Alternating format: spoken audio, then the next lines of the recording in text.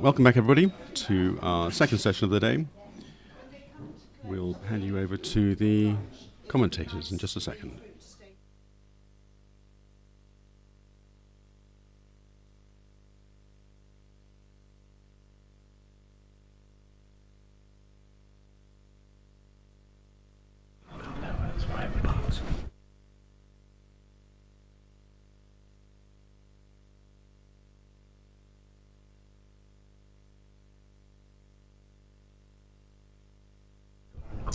Right, good afternoon. We're back for the afternoon doubles. Quick reminder of what happened this morning. We had Jamie Birch and Ewan Burridge beating Patricio Garay and Nicholas Deniso. That went to 3, but a fairly easy win in 7-1 in the third, wasn't it, Tim? I'm joined by Tim Russell. Hello, yes, it was a comfortable 7-1 win. England got off to a 4-0 start and the Spanish weren't really ever in with a chance. And then the live stream match, we had Toby Savage and Stu Smith, England's third pair, playing against Spain's number 1, the Alvarez Salas brothers, and we won that in straight games. Very a big upset. Yeah. Well, Toby continued his very fine form from the weekend where he won the Roehampton Open. Where his all-round game was really very strong. Yeah, and if you watch the video back, you'll also see Stu's performance is very, very solid. Hits his clearances, takes position well, and whilst some of the hoops he ran, he only ran by 1 or 2 yards, and so he didn't get down to the next hoop, he ran them. So a very positive start for our number 3 pair. And it was Andres in particular who was struggling. Manuel played really well in patches to keep them in the match, but Andres missed several clearances and hoops, and that's really what gave us the edge in the end. And then the third doubles, that's pegged down at Game All, Aston Wade and John Paul Mobley against Jose Riva and Juan Ojeda. So that's going to be played after this next set of 3 doubles. Yes. So on the televised lawn, we're going to have our top pair, John Paul Mobley and Aston Wade, against Patricio Garay and Nicholas Deniso. So match score is 2-0 at the moment. It's a nice start for England this morning. And what Spain are wanting to do is they want to reverse what happened this morning. They want their number 3 pair to beat our number 1 pair, and that'll get them back into it. So they need to get on the board somehow.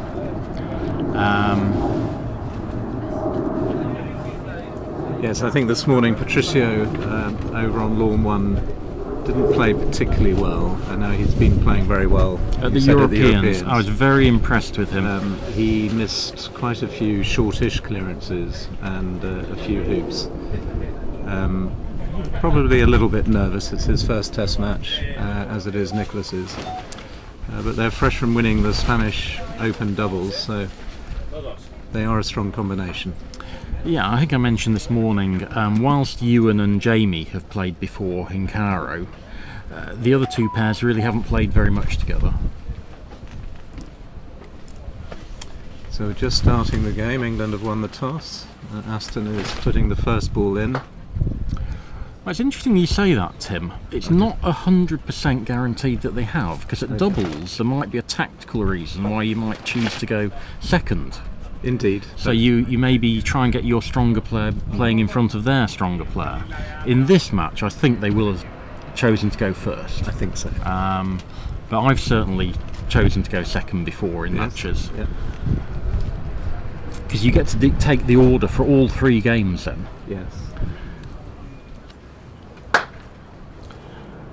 That's interesting. That was... Blue is not an easy hoop shot. It's a 9-foot slightly off straight hoop shot, and showing a lot of respect to Aston's ability. Yeah, so Nicholas and Patricia have decided to have 2 shots at it. I would have been more tempted to put a ball in to start with. That's gone too far by JP. These lawns are really quick, aren't they, Tim?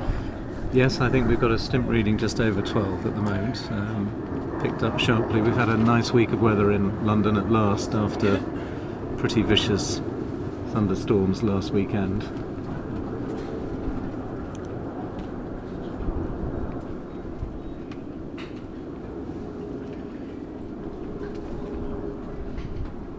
Do you definitely fire at this, Chris, or would you? Yes, I would.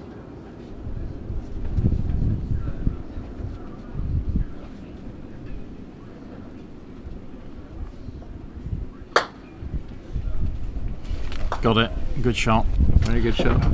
And yeah, there were two players that particularly impressed me at the Europeans, and Patricio was one of them. He was striking the ball very purely. Nice technique. All of the Spaniards tend to use quite a traditional standard grip with both hands together at the top of the mallet, and the swing is coming largely from the shoulders. It's a good technique. That's short, you see. Simple shots like that from the boundary, which you'd normally just pop blue in front of the hoop without thinking twice about it, sometimes just get a little bit tricky on a fast lawn. And the wind is picking up a bit at Roehampton. We often have a strong wind coming from the west. And when lawns are fast with wind, you get a gradient, don't you? So it might be 12 seconds one way and 30.5 seconds the other way. A nice shot from JP, deliberately hitting it on the right to stay a little bit close to hoop 1. That's right, Aston's shot with the blue was into the wind. Maybe a reason why he was a bit short.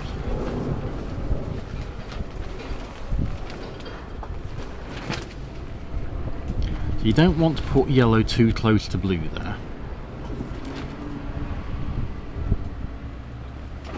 The standard thing would be to just pop blue in front, and then red would clear blue and black would clear yellow. But because he's put yellow so close to blue, I think there's an argument here for not clearing this off the lawn, but clearing it. Okay. He's managed to cut it quite nicely. I thought there's an interesting option to rush it to a couple of feet off the boundary For black to clear. Because black could clear and stay in position.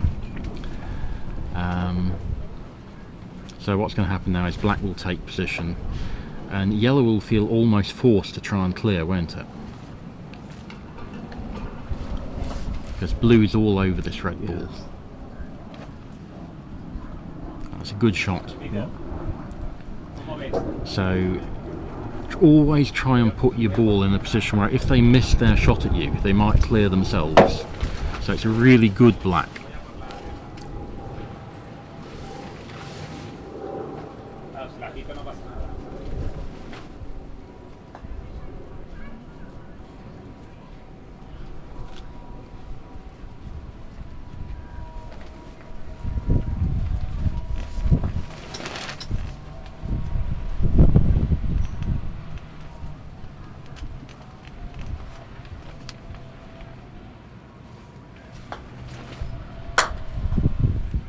No. Our commentary position just on the south boundary from where Patricio's taken that from, so we will go quiet a bit when players are in that area. Let's see if Aston can power this up to the north boundary.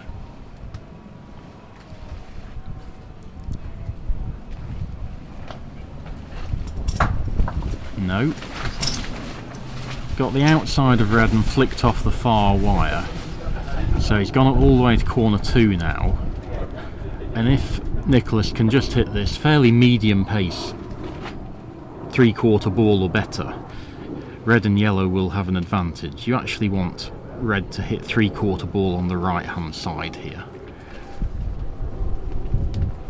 I thought he hit that a bit too hard, but it's the perfect directional shot, wasn't it? Yes. I wouldn't have been trying to move, I'd probably only tried to move black half that distance.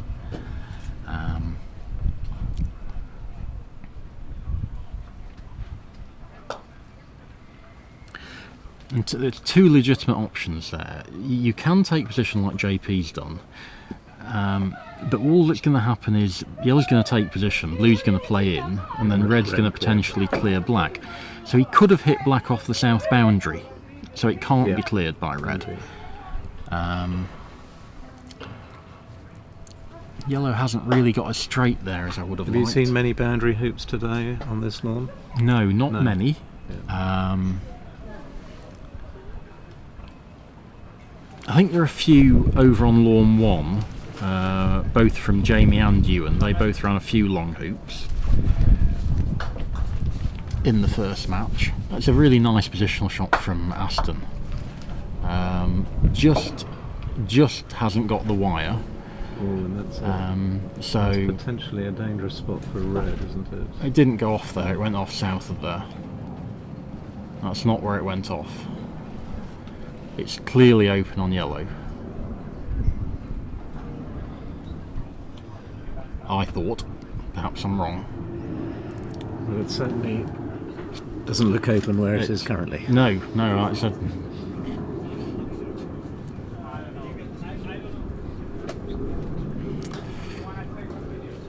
Well, they're discussing it at the moment. I don't think it's far away from there, but it only needs to be a ball further it's- south and then you're open on it. That's right. I thought it was a ball for further south, but I may be wrong. To be fair, it's not an easy hoop for yellow though either, is it? So No, I wouldn't be too unhappy for yellow to take that on. losing quite a nice jumping position. Yeah, and you just don't want to get it in blue's way. That's fine. That's a good shot. Yeah. And yellow will take the hoop on, but as you say, it's not an easy one.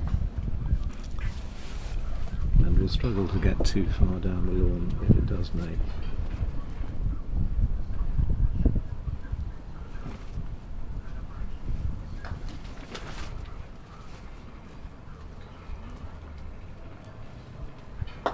Yeah, near wire again.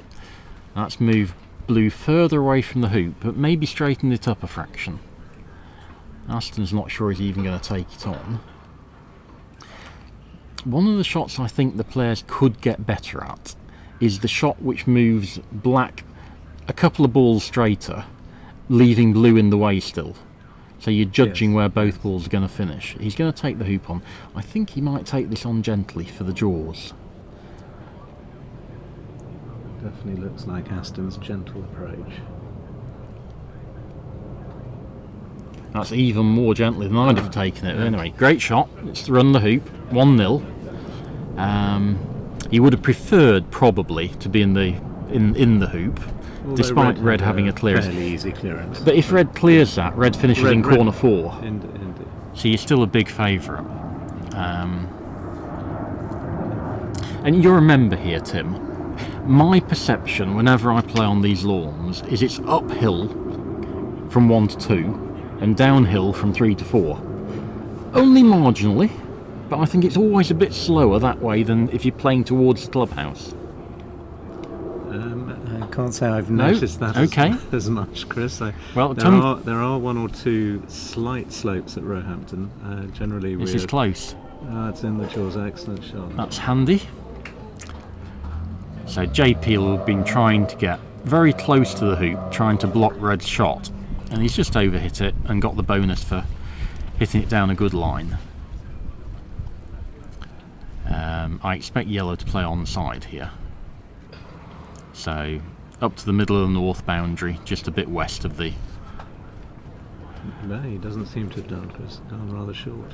That's interesting. Not quite sure the point of being there, are you?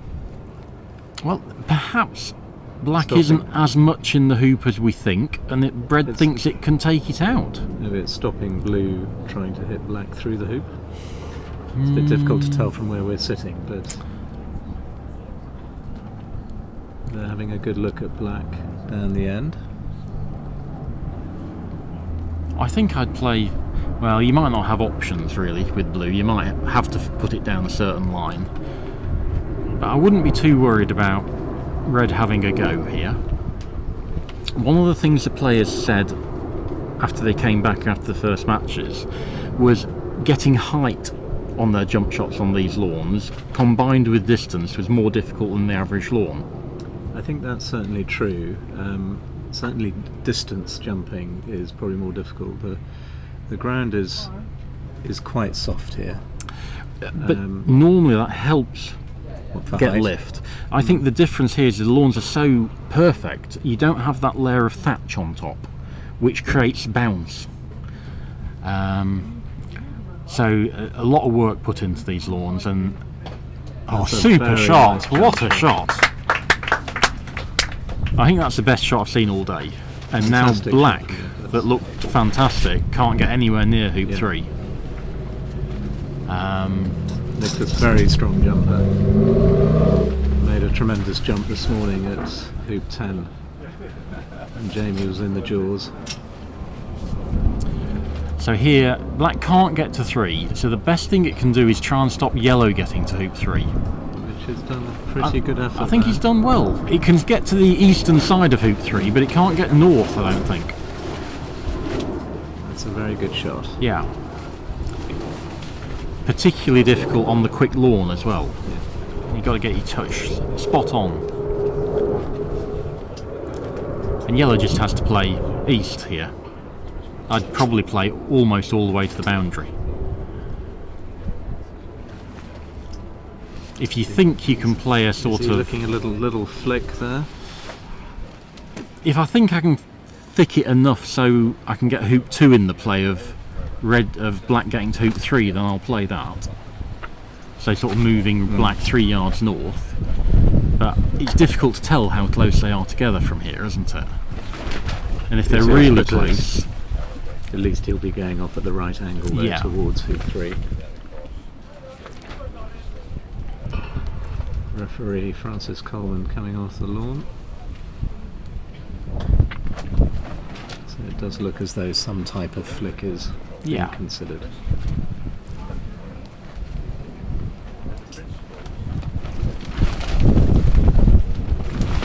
I mentioned the Spaniards' technique. Some of them are a little bit what I call South African grip rather than pure standard. So that's with a pure standard grip, but with your top hand, the thumb, going up the back of the mallet and the thumb going over the top of the mallet. So very much like Reg would play, and Vainant low. He's done well So there, he that's has played good. that shot, yes. Yeah, that's okay. Not Black to the north boundary. And he's in a reasonable position over on the east boundary. And when you watch players with that grip, I think it helps them feel that they're taking the mallet back in a straight line because everything's in line a bit more. But you've got to have quite flexible hands and thumbs to get your hands in that position. Aston again has gone quite a long way short here. That's not runnable, I would say. Definitely not. You don't want to be dead straight in front because Yellow can clear you, but I would have thought 4 yard straight position would have been ideal.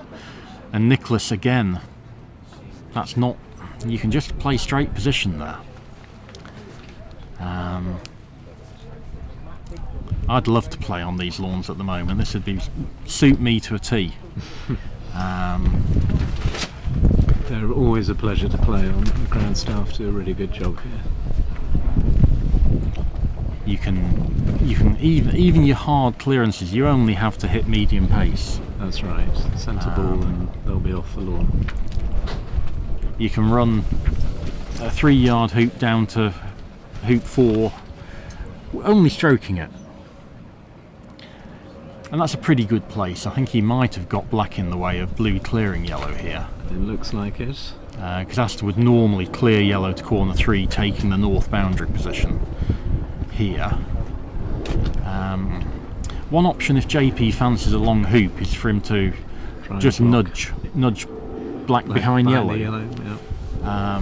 Or get the block. Red on Black. Yeah, I'm. You think you have better control over blue on black behind the yellow? I think so. Oh, he could see he it. could Right, just so that's the see it. normal shot to play. Take that north boundary control position, and now Nicholas has got a choice here. If he clears Black, he should hit it really gently. You don't want to clear this more than 6 or 7 yards. That's the perfect shot. That's really good. Good understanding of the game there. And yellow will have to clear. JP coming back in. Yeah, unless he doesn't get position. That's, I think it's runnable. it's not perfect, but it's okay. But yeah, I definitely want another soft clearance here. And once you've done the 2 soft clearances, you're back in the hoop.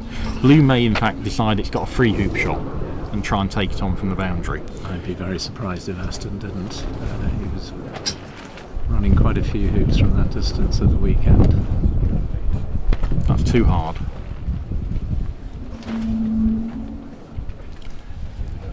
Just 2 really sort of gentle clearances is what's needed. And because yellow's so far away, Do you think that changes the shot he should play here? I do. You can almost decide to stay exactly where you are, controlling that area. And red would almost feel forced to go off the north boundary, a couple of yards away from you, so you can't snuggle it. And black takes position. Yellow a long way away. It is still a free go, this. Nothing can really go badly wrong unless you miss the hoop. Mm-hmm. And you shouldn't be missing a hoop from there. And if you do get it, black's nice in a nice position for 4 and yellow's not in a good position for 4, so there's lots of positives. Well, it looks like a soft shot coming. Yes, a soft shot. I think that's a nothing shot. Red will clear it. Has to clear it. Yeah. On the left hand side. I don't like that. Ooh, It's looking pretty good now though. it's a surprising miss from Nicholas. That was what, 7 feet? It wasn't long. He just lifted his body a bit. Yeah, I mean, you can't miss those. We're trying to take them half ball, quarter ball often at that distance. And you should always hit them. So JP can legitimately take hoop position trying to block yellow at blue. And it looks That like hill. he's probably just done, well, it's done too much anyway, hasn't it? Yeah. Hilled a little bit. Yeah. Saying that the balls will all go slightly that way today with the wind coming from the west.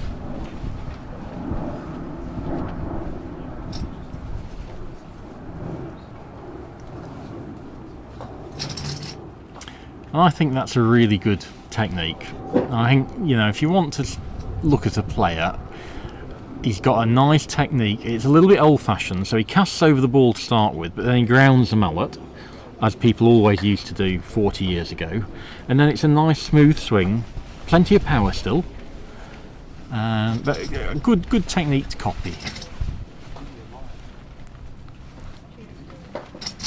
Yep, got a little bit too much wire, so he's only got 5 or 6 yards through. Nice and straight. 2-1 England. This looks like a nice approach. Not covering the hoop quite though. I think that's good from where he is, because it isn't what you'd call a double either, is it, Tim? It's not a double. You'd have to miss it 3. 1 foot gap between the ball and the hoop. This is going to drift again, the way you Will. mentioned earlier. Yes. But Straighten up at the end. It's runnable. It's certainly jawsable. This is hit way too hard. Corner 3, and this will drift to a little bit. Yeah, you really wanted that to stop blocking blue at red. So it's gone 4 or 5 feet too far, really. But it is in a jumping position. Yeah, should, it is. Should black be in the jaws? Yeah. I would That's a argue good it's shot. it's giving black the option here of a stop shot clearance. Yes, indeed. If it doesn't fancy the hoop.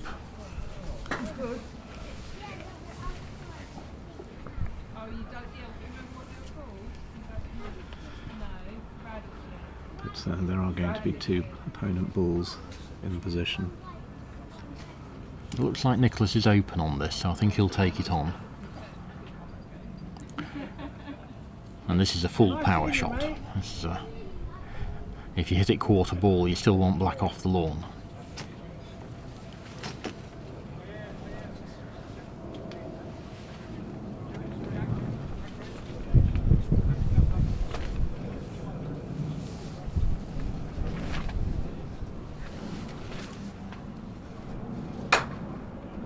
No, I missed by Quite a fair margin. bit, yeah. So if black does stun yellow away, it has complete control of the hoop. It looks like he's taking it on there. And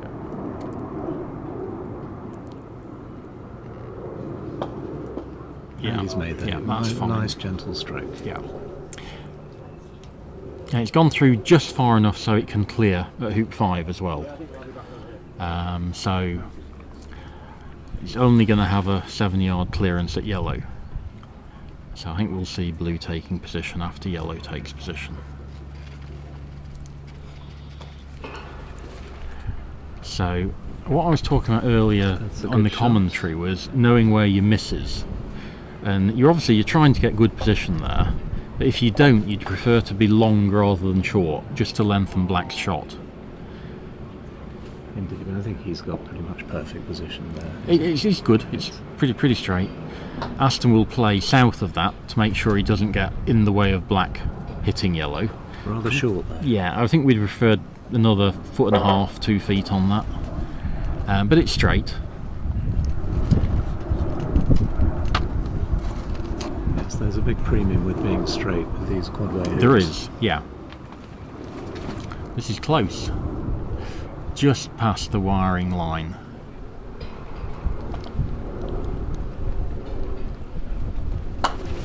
Yeah, lovely clearance.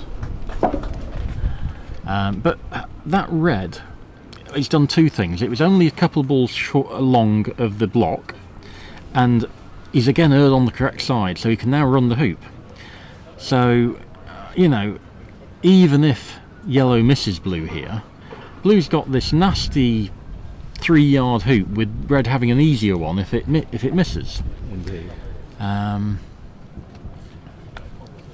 So Patricio can get a good swing on this one.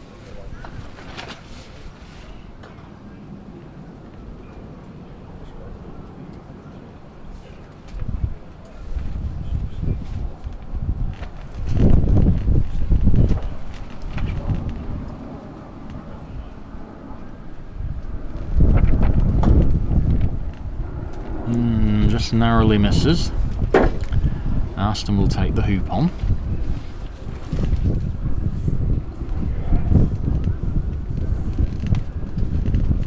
That's for a full 1 lead.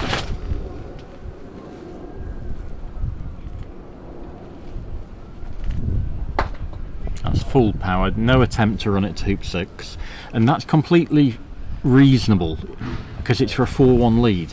If it was 2-all and you'd really fancy stroking it, but to get a 4-1 lead is a big lead.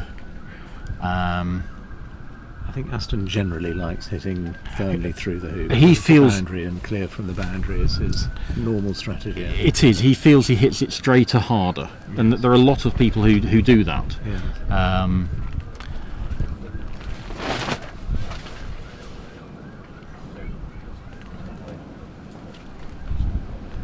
Yes, I usually find the biggest mistakes I make are always when I'm undecided whether to go hard or soft. Yes, you do need to have it And clear in your mind. I'm a bit worried that JP might have put black in the way there. No, it's just open. It's open. We've got a better camera angle, so that's better. Just throw another ball in here and try and get that blue at red blocked. it's a very good effort. It's a super shot. You know, I know it's not blocked, but He's in a it's lovely running position. Yeah. So red will have choices if blue misses this. It needn't take the hoop on now. It can rush black to wired.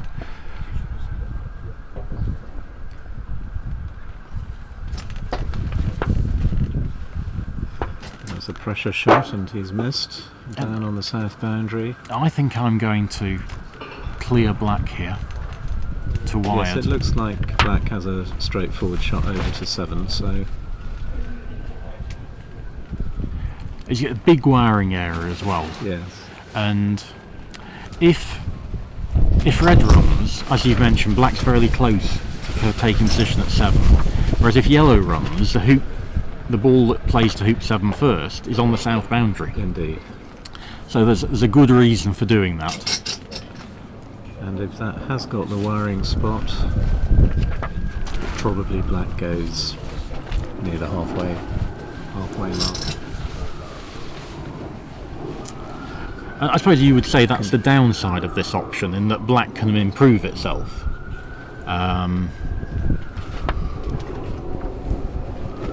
Yeah, he's given up on this, and I would give up on this even if I had half a ball to shoot at with a 4-1 lead. I want to keep my balls in the right vicinity of the lawn. I think that's a good decision. Yes, indeed. Now here you've either got to run it by a couple of feet, which is very difficult on a fast lawn, or smash it off the boundary, because otherwise black can clear yellow. Yeah, you don't want to run this by 4 to 8 yards. This looks like That's a gentle one. So he's thinking about the promotion. He was. I think that's okay. But again, it's not really ended up in the right spot, has it? It's a little bit too far.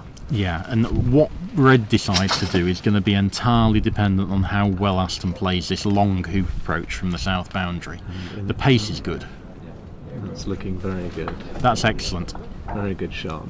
Yeah, very also good. The right side. So it looks like Nicholas is going for the clearance on blue. Yeah, I still think there's something for saying about rushing yellow off the north boundary and giving yellow a long hoop shot. Good sensible clearance though. If your partner fancied the hoop, it's a legitimate play, because yellow's going to be in corner 4 if Nicholas misses that, isn't it? So now we're back to fairly neutral position. Minor advantage to England because they've got the first ball in, but it is fairly minor.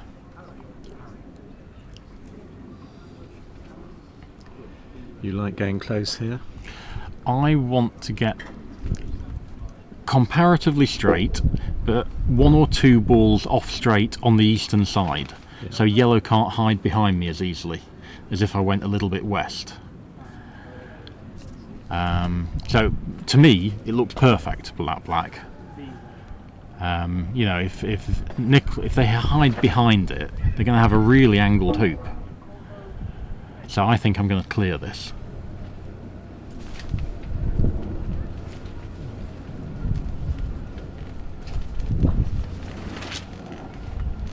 No, he's gone for hiding. Behind. Now that's the opposite thing. That's trying to get it so when blue clears yellow, it might do something random like clear black as well. But it's 2 clearances coming up. It's blue clearing yellow and then red clearing black. And both of these should be medium pace clearances.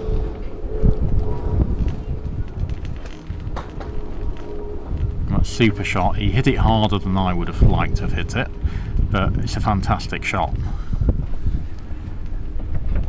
And red has to go for black. yeah, in the middle or just off centre on the left.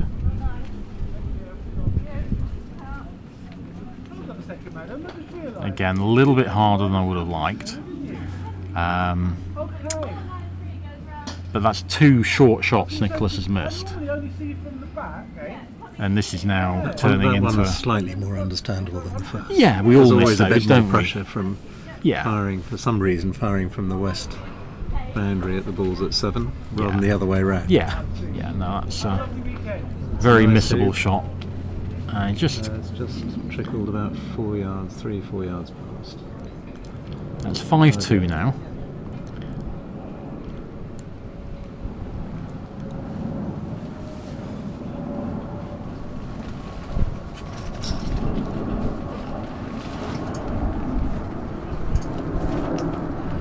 Looks good weight. Yeah, very nice shot. Pretty good. That's very runnable. But it is fairly open for black.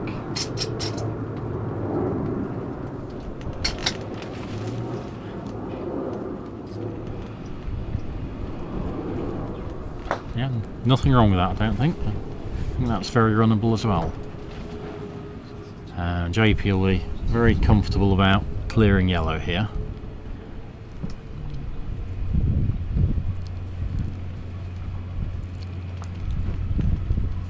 And that's probably given him quite a Wide angle, you can cut the yellow a little bit. May well get a nice wiring position. Certainly on a lawn this quick, it's worth considering. It's very good. Fantastic shot, and a little bit difficult to tell, but it's not far off. It isn't. No, it isn't far off at all. And equally importantly, black's gone off the near boundary, so black stayed closer than maybe middling it or three-quarter balling it on the other side and being double the distance away. So he doesn't seem to think he's got much of the blue to shoot at, or else he'd have shot by now. He may still be open on the hoop. I think he's definitely open on the hoop, but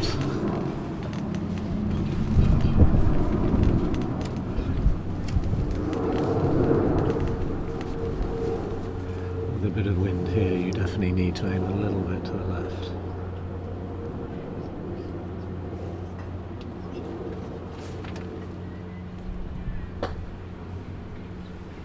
Firm shot. No. Far away, but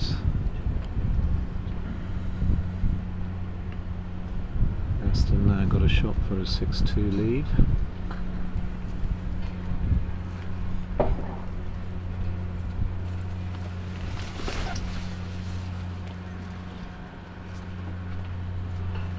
These ones played best with a gentle swing.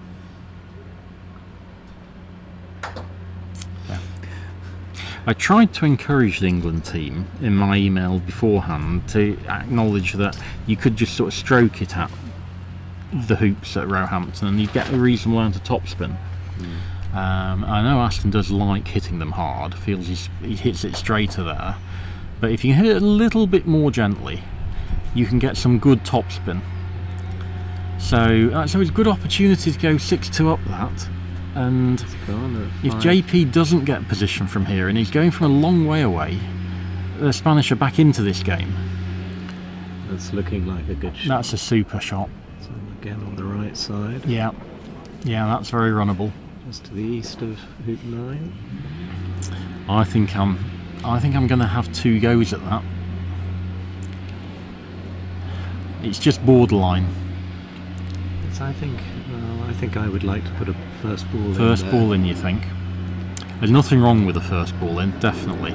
Are you going to put one in 2 yards in front or 4 yards in front? I would go closer. 2 yards in front. I always tended to do that as well, Tim. It just means if you put it 2 yards in front, it tends to be more clearable when black gets cleared. Whereas if you're deeper, you've got more protection from the boundary.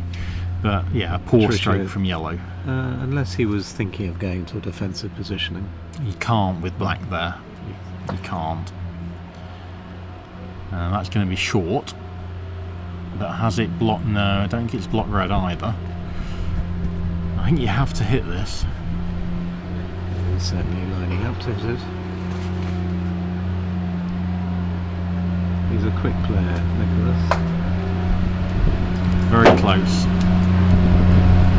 And again, one of these fairly gentle hoop strokes I'm looking for here. Not a hard one, just a stroke at it. Well, the jaws would be a good result, wouldn't it? Yeah.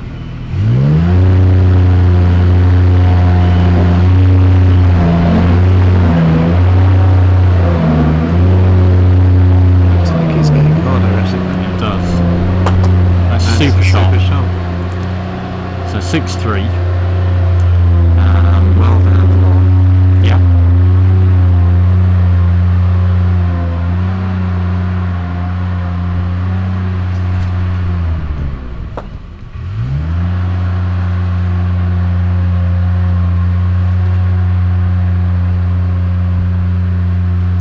And all you have to do with yellow is put it in an adequate position that black feels it has to clear it.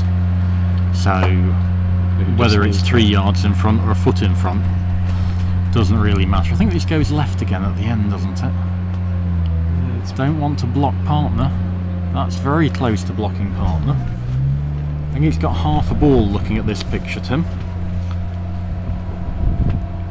So just get north of blue. yes. So can't cut yellow to corner 3, which is where it would like to do it, but can get it off the side boundary.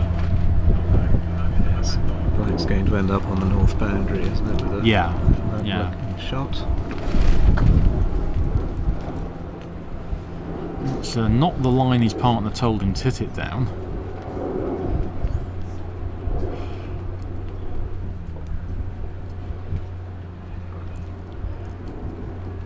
I'm a bit worried he's given a wiring spot here, cutting yellow off the boundary. It's an extreme cut though, isn't it? It's a very fine cut to get the wiring position, I think. Yes. Oh, he hit it in the middle. Okay.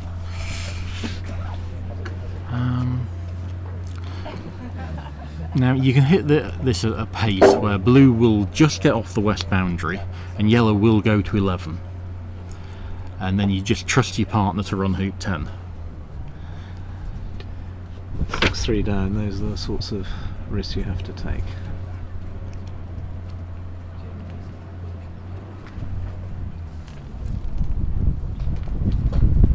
A little bit soft for my liking. Maybe got an extra yard on the length of the hoop. Yeah, he's done okay, but Aston's going to take this on. Yes, this is for the game. With red some distance from the hoop as well. So.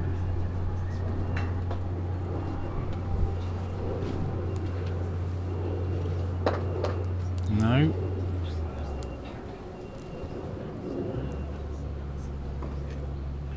So on lawn 3 we've had a big comeback from the Spaniards, who were a couple of hoops down I think, and they've now taken it to hoop 13, and Ewan's played what looks like a really good approach. Is it far enough? Good hoop from Nicholas in the meantime, and certainly gets the Spaniards back into our live featured match.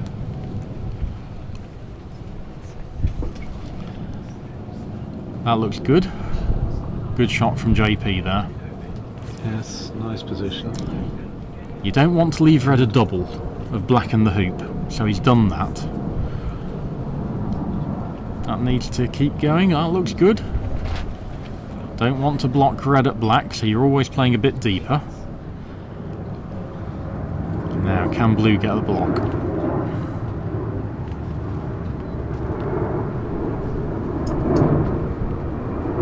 Very close. That's a good effort. That is, yeah, he's very close.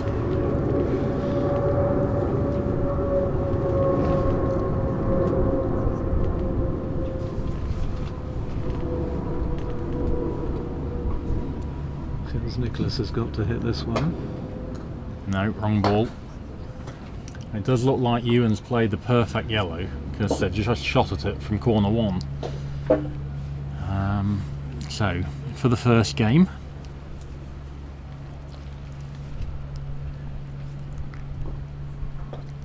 yeah, nice hoop stroke that. You didn't need to do any more than that, did you, Tim? There's no need to hit that any more firmly. So that's the first game. On lawn 1, the Spanish are... No, it's just been equalised. It's 3-all. 3-all.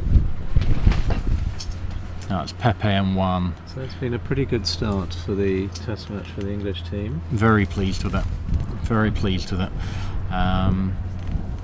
Big improvement on 2 years ago. Yep. But this is the first game we've had go to hoop 13. And black has just missed another shot from the south boundary. Now Ewan has a fairly straightforward.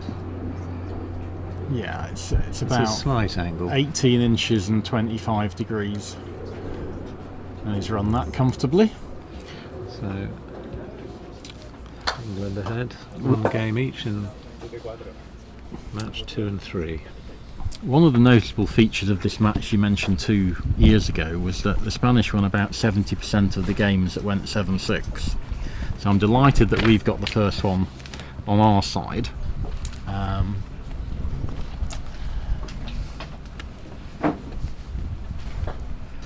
So they had a little break after the first game this morning, and they'll probably just be taking on some water. It's a pleasant day, isn't it? It's not what you call hot.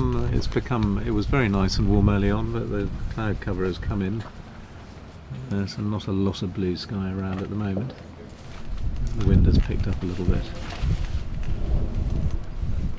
So, anyone's hoop 7 on lawn 1 at 3-all.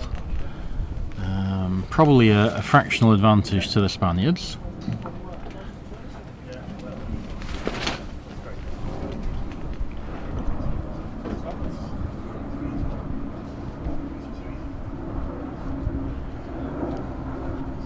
Looks like Toby's taking this on from quite a long way away and a bit of an angle, Tim. That's the halfway marker by his foot there, and he's probably only 2 yards inside that.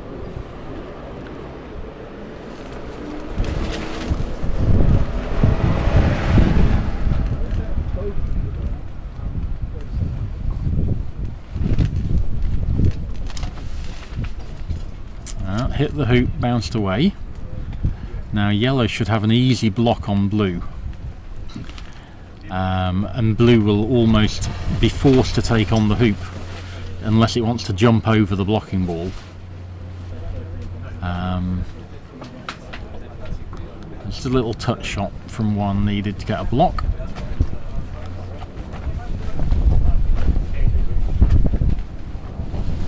Looks okay.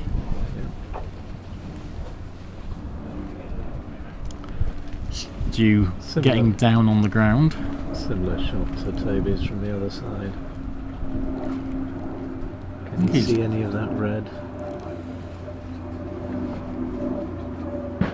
2 balls there, he may decide this is the best chance for winning the hoop. It's not unreasonable taking the hoop on here. He's a good hoop runner as well, is Stu.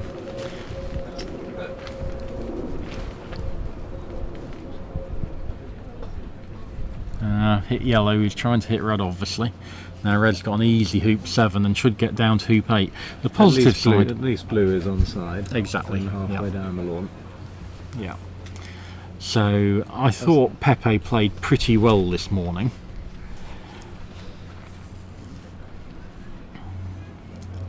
He was my pick as the strongest player at the Europeans. Lost in the semi-final to Jose Alvarez Sala, who unfortunately can't be with us for this test. I think his wife's just given birth to a new child. So I hope that's all gone well for Jose, our current European champion. That was a very well run hoop, all the way down to hoop 8.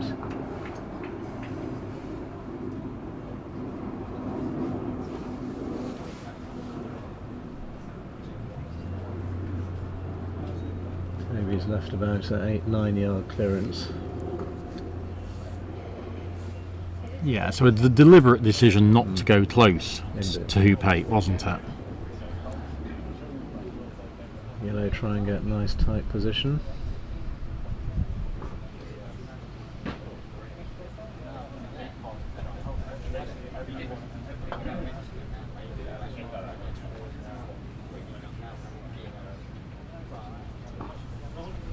Bit short, but it's in front.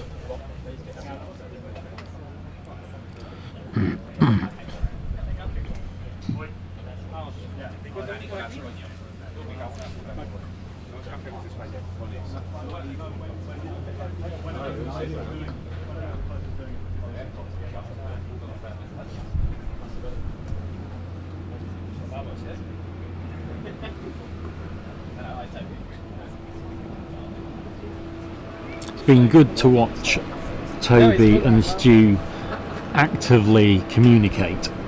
One of the things when you're playing in fresh new partnerships is to make sure that you've got an understanding of what your partner's thinking all the time, and then you can adapt your play to that, make sure you're always taking the correct line of play. So they've communicated very well in the match this morning, and we've started game 2 back on our show lawn. So, or have we? We have. The red ball has come in. It's bad. And it's not a very good ball. It's about 2 yards off the west boundary. So I think black will play very deep here. 6 yards deep.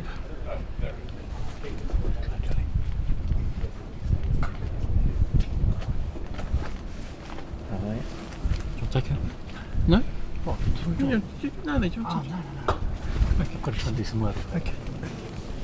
So yeah, that black is seriously deep, isn't it?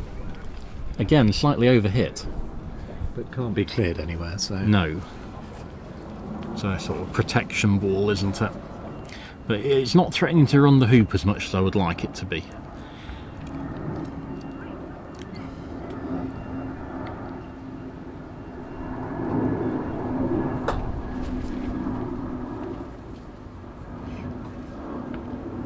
A much better shot there.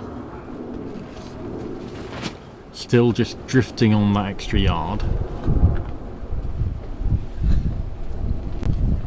And blue can try and get in front of the hoop here so red can't hit it because yellow's in the way.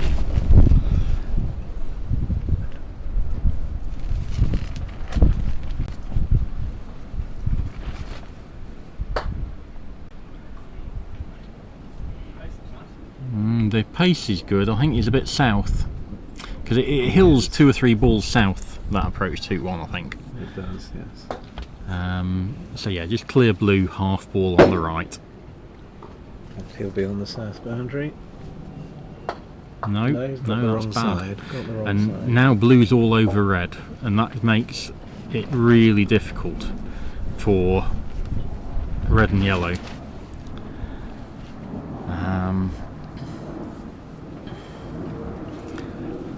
Do you think blue's close enough to red to be able to play a power clearance and stop it in front of the hoop? I think if it's played well, yes, but I think black going for the jaws here. No, he's going for the hoop. Clearance on That's the... a lovely that's shot. A nice shot. Thanks. Really good weight on it. Didn't need to hit it hard. Takes control of the area with black. And there's something to be said for yellow clearing black here, isn't there? Because red's not going to be there. Doesn't look as though he's taking aim at black. So that suggests black's more angled than it looks. I would have thought JP would be fancying at least jawsing that. Maybe it's more angled than it looks from here.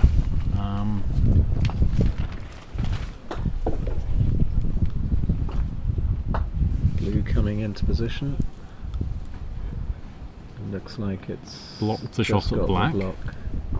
I'm not sure it's... Yes, I think you can see about a third of black. I assume he's going to clear blue here. He has. And they wouldn't have put yellow there if they'd have been happy for black to have the hoop shot. So it must be much more angled than I thought. Oh yeah, JP's walking well outside the corner there, isn't he? So I think he'll cut yellow quarter ball on the right and just try and neutralise the position again.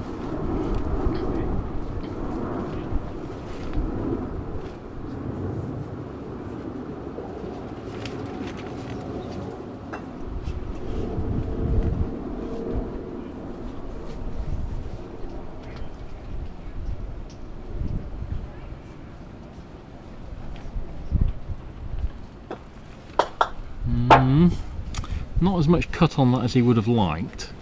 But black's in a nice position on Yep. the south boundary. Definitely runnable. Now, you could have a go at the hoop here, couldn't you? There's not a lot to lose.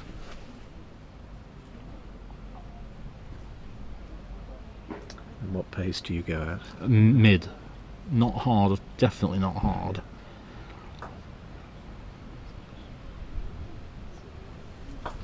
Just taking position. Blue will also take position because black's got control of yellow.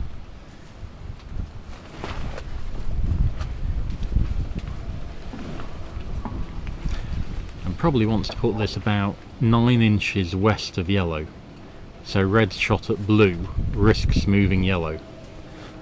Just a few balls under hit. Red clears blue, black clears yellow, and we're back to neutrality again. Again, this should be hit mid-pace. I still prefer him to hit that less hard.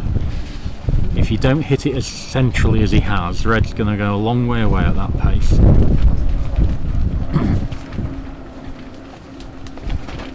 But a good shot. What does JP fancy?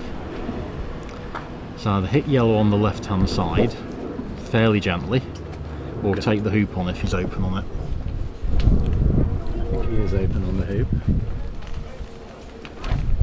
I'd be clearing yellow here gently. The match is going your way, isn't it? You're the stronger pair. Why risk a long hoop giving yellow an easy hoop? Give your partner time to get back over to hoop one.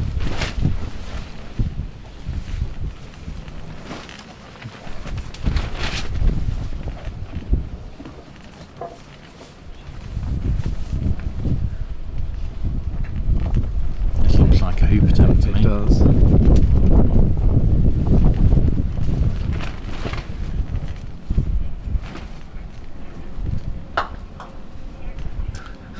It did, but it wasn't. It's interesting. He's, Good clearance on yellow. he seems to be very unhappy with the shot. And they're looking at lawn damage. So he's clearly scuffed the ground a bit. The question is, has he done sufficient damage that a ball rolled gently over it would deviate in its path? I think they've all decided no, it's just a gentle scuff. So the shot will stand. But I suppose he's hit it on the right side, hasn't he? He's cleared yellow a long way away, and black's still reasonably close to the hoop.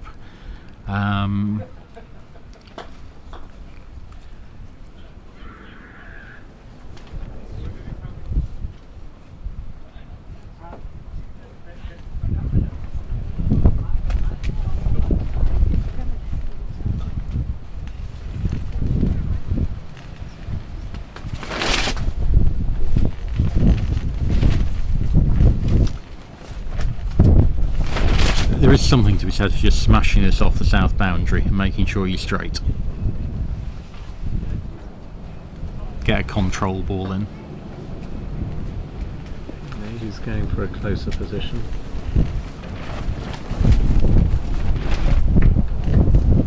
Not bad from where he was. About 5 yards from the hoop. Blue's just going to come in. Yeah, and I think this is going to offer a lot of opportunities for red. So red can take close position, it can take position behind blue, it can clear blue. They're all legitimate options. He's gone for the shot behind. That's a good shot, I think. Yeah, he's played that very well. So now the English are going to have to try and put a ball in between red and the hoop.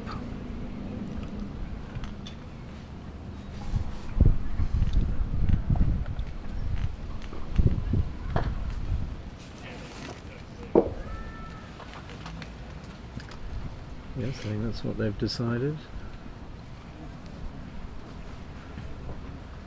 Going for a spot 1 yard from the hoop. And if you can get those really precise positional shots like red's just played, the game just opens up and so many more opportunities come your way. That's a bit short from JP.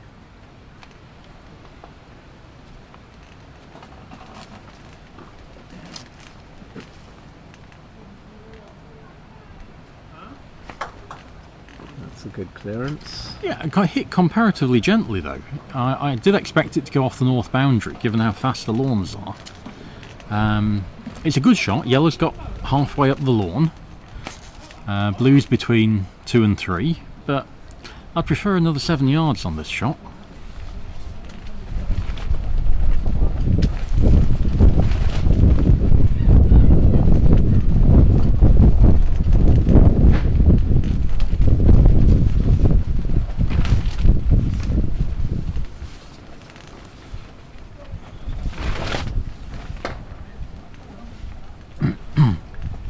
Aston's missed.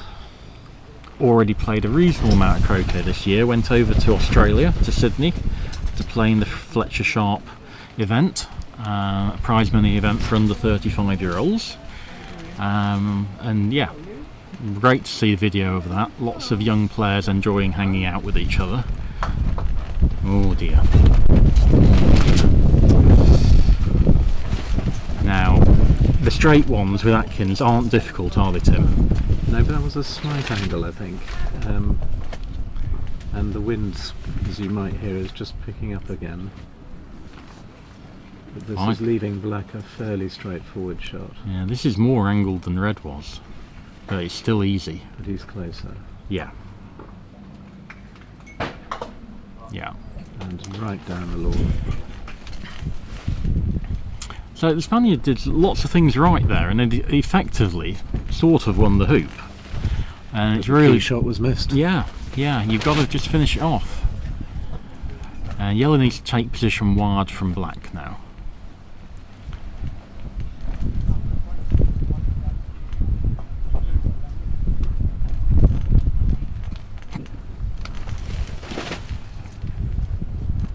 That's too far. Considerably too far, yes. Now, a tough positional shot from the south boundary. But if this goes right, I wouldn't be surprised to see red shooting. It's too far again. So all the players are really struggling with the pace of the lawn. It's just a delight. I remember playing the semi-finals of the World Championship at Cape Town in 2008, and we played on a bowling green which was really fast, and we had about a 90 km/h wind. It was just brutal downwind, but great fun to play on.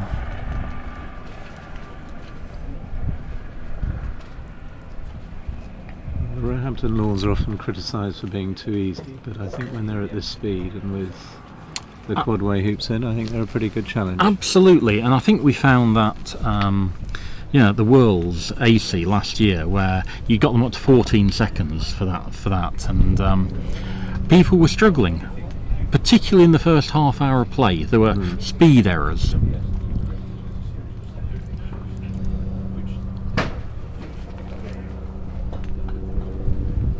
Controlled clearance on the yellow. Yeah, got black in position. It's very good.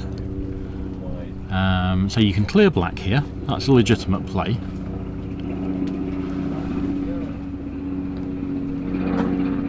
If blue clears red, the balls just aren't stopping, are they? So blue's going to finish substantially further away from the hoop than black is now.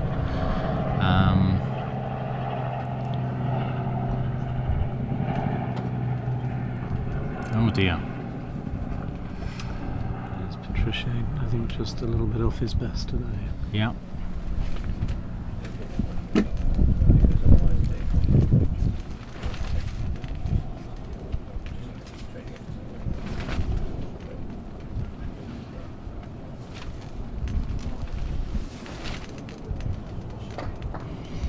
I think so far JP's been the pick of the players in this match. Looked very solid to me. Yes, he's run a couple of very nice hoops. And the odd numbered hoops now to the next hoop. So I think Toby's just run hoop 10 on lawn 1 from a long way away, making it 5-all. And yeah, they're shooting at that. Good shot. Nicholas hitting something, and again the English have still got the advantage with first ball to play in, and particularly if they can get this wide from yellow.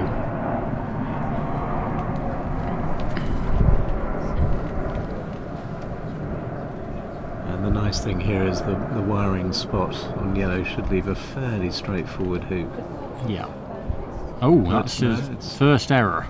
Maybe tilled very slightly into the... I think he's lucky. It's runnable still.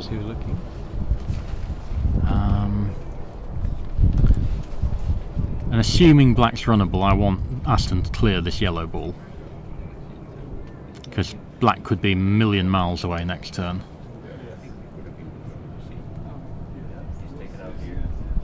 Yeah, that looks runnable. Has red got a good shot at black? This, It's going not for easy. this spot on a fast lawn is so difficult.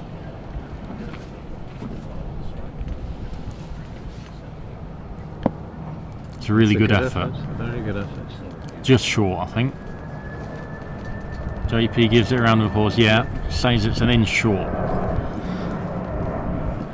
So, again, we could have red clears black. Black misses, yellow fails the hoop, and blue runs the hoop, a bit like hoop 1. Red has missed.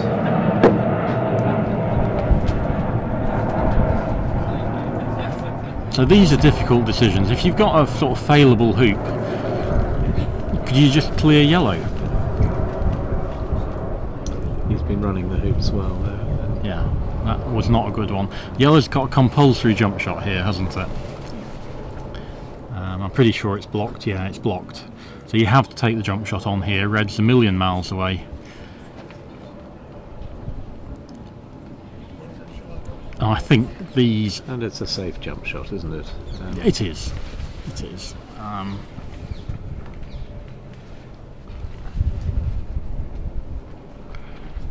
You do need to hit them really flat with Atkins hoops though. Really straight, I mean, sorry. Super shot. Super shot. Any more wire than that, he's going to come back at you. And I've seen a couple of those now where the players have played it dead straight. Really impressive jump shots. So, 1-1.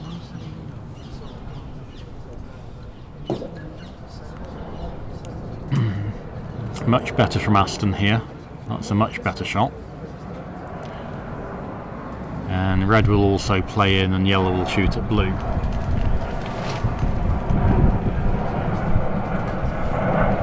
Spain have taken a 6-5 lead over on lawn 1.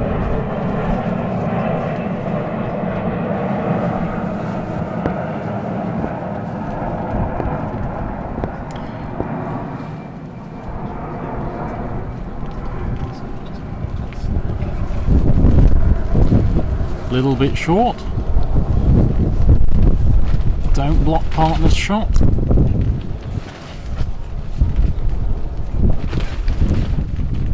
Any player who starts taking position well from 20 plus yards is going to do really well this tournament. You're going to get so much advantage. Whereas you play on a medium pace lawn, it's almost a given that your opponent's going to take position, isn't it? So, yellow at blue. Black was trying to block red's shot at the hoop there. Oh, nice. That looks like a tough shot to rather me. Short.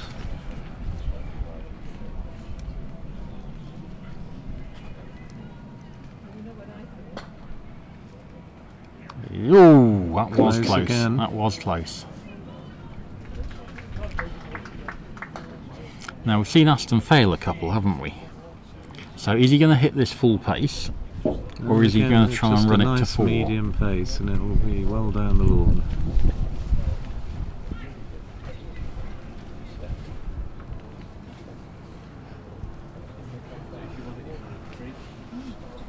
That's his hard. Got a lot of wire and it's worked really well for him. This is going to drift in. Needs to stop. It has Yeah. stopped. It's a very good shot. That's in front. Now, first thing you do is you put yellow back on the lawn and see, has yellow got a double? He's not doing that. He's just marching up to red and going to take position by the looks of it. If yellow's got a double, I want to take position here. He's going for the hoop. Oh no, No. he's going for the ball. Got the And ball. very nearly peeled it. Well, handy. He's got red down towards the corner 4 area, and blue's now not runnable.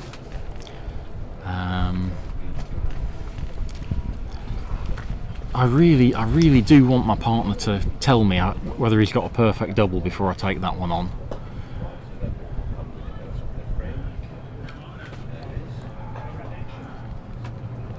Nice length from JP there. Ball just drifting fractionally.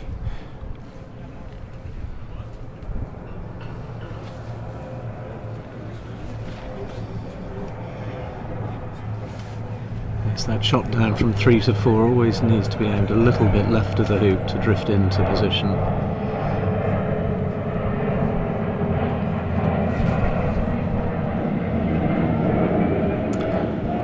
And my idea here is to play this ball somewhere comparatively neutral, so like 3 or 4 yards northeast of the hoop. It looks to me as if they're taking the hoop on. I don't like this. Anything where yellow finishes south of the hoop is going to give a big wide area. If he makes it, And he that's, hasn't. blue and black are going to both be able to get to that wire very easily. Black's in front of the hoop. It's a bit early in the game for desperate times, for desperate measures, wasn't it? Yeah, and it didn't have the double then. There's a good 3 balls, I think, between blue and the hoop. So, yeah, that's your spot. Yellow can't hit you, red can't hit you.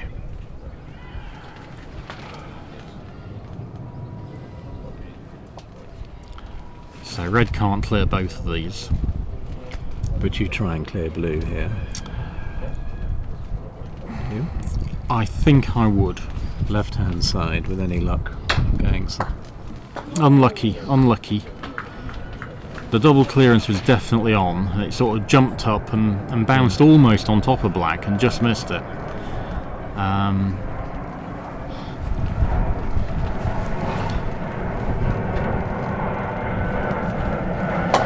Good shot. 3-1 England.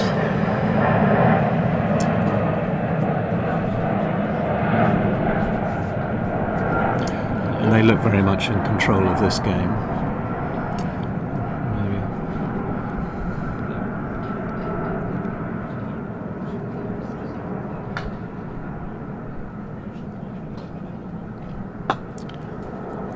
JP just looks really strong to me, Tim. I think he's bossed this match.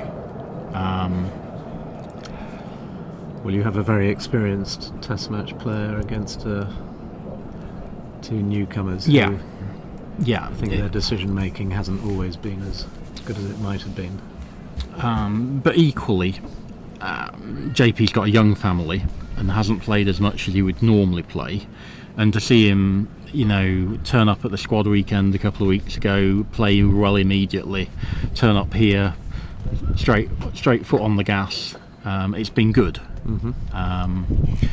Remembering, we're going to have to send a team out to Tasmania in February, and it's tough to remain at your peak level from when we finish our season in September all the way through to February. So seeing someone able to come out with not a huge amount of play and play to this level is very good, and that's the right shot from Nicholas. You had to get rid of that. Almost got lucky and red's moved to a wide spot, but it's a good clearance that.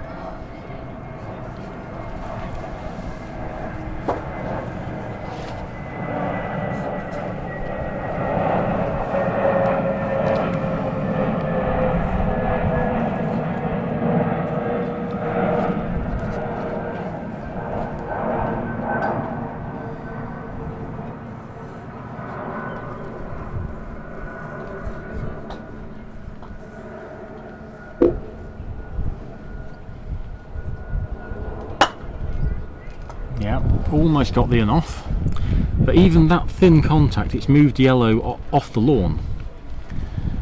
Toby's just failed hoop 12 on lawn 1, and Juan's got about a 3-yard straight hoop 12 to take game 1 for the Spaniards.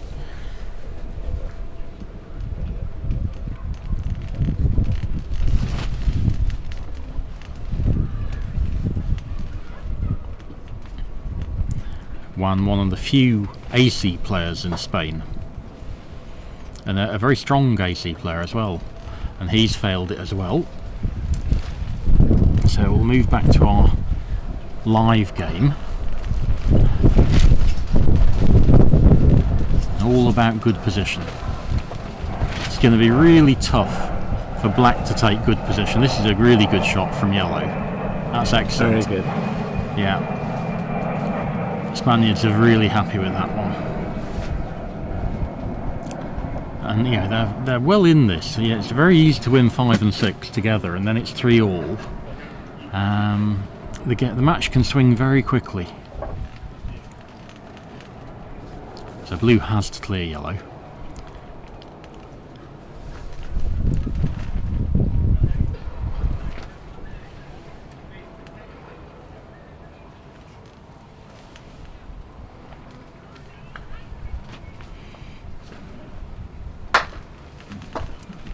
No. So I had a lovely double. That's my ideal thing. I can shoot at the ball and have the hoop on the right. It's just lovely. But that's not a great position to end up with. No, yellow's in jumping range. Blue can't do anything. Can't get to 6. Not even sure it can get to the middle of the jaws. Red sensibly. Is it worth gambling with red or not? I don't think so. It doesn't look like. If you play a good jump shot with yellow, red's still going to be the first ball to hoop 6, isn't it? It is. Blue can't get there. So I don't think you need to gamble red halfway. I think that's a good position for red to be in. It's able to run 5, it's able to jump over blue, and it's able to get to 6. Yeah. So almost ideal where I'd put it. I'm not sure what JP's got here. I think he can probably see some of this yellow. A little bit of yellow, you reckon? Oh yeah, we can see from the picture he's got a full ball of yellow. Right, look risky to me. Well, interesting. It's good news for blue. I'm going to clear that. I'm not going to jump. If you jump, blue still can't get to 6. So if you're a really good jumper, you should jump it. If it's Bamford, I want him to jump it every time. I think he's going to jump this. He's handed down the mallet already. I think I would clear this to corner 3. But blue just doesn't have a nice position down to 6, does it? So No, and you are 3-1 down. So it's a nice kill. That's the second one. That's I mean, just it was flown through. Yeah, much easier than the one he did at 2. But even if he hadn't have jumped it, to run the hoop with no wire from there isn't easy. And to jump it and run it with no wire, I think he got a tiny bit of wire. it is a great shot. It's a good shot. Really good shot. Blue is going to head off to the So east side of. No, blue can nudge up to red if it wants. So it's got options. It can play like 4 or 5 yards away from 6, or it can nudge up to red. Yes, I think he's taking the shot down towards 6. So that's not as strong as if he had nudged up to red, but it's an easier shot to play. Nothing can go wrong with that. That's right, yeah. That's a nothing ball to me. That red isn't achieving anything there. I either want it nice hoop position to allow yellow to shoot at blue. Certainly I don't want it on top of blue. That's a goodish shot from black. Yeah, you're just allowing JP to take position at 6, and you have to hit something now. Yes. And even if you hit it, red isn't in great position.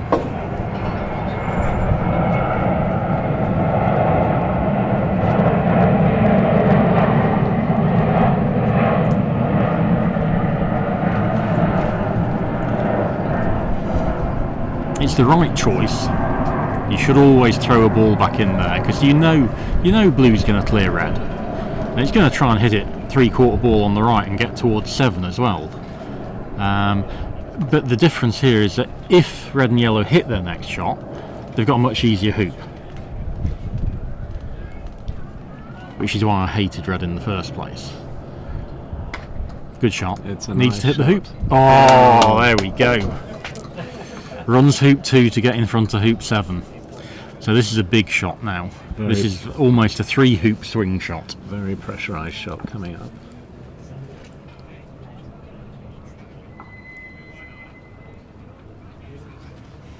So it's 6-all on lawn 1, with the Spaniards having first play up to 13. And I think the good news is it's Jose or Pepe Riva to play. Is Pepe a new thing? No, he's had that nickname for many years, and I have a feeling, and I'm sure the Spaniards listening will correct me, it might mean small, but yeah, that's what he's got on his shirt. He's got Pepe Riva, and that's what everyone calls him. So Nicholas missed, and JP's extended England's lead to 4-2 with an onside ball in front of 7. So a huge couple of shots there.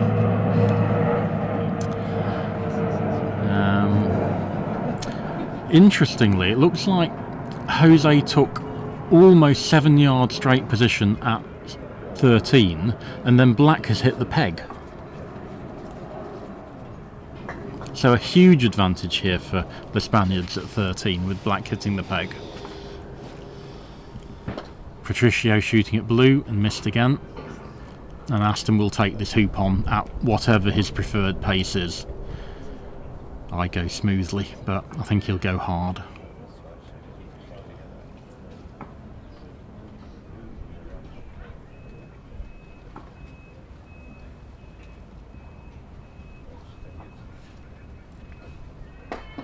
No. It wasn't a million miles away, that shot. It got the inside of the wire, didn't it? But just sort of bounced out. So now the Spaniards are almost favourite for this hoop. Blue is on the wrong side. If red gets wired from it, That looks like close. a reasonable shot. It's close, yeah. Although some distance from the hoop.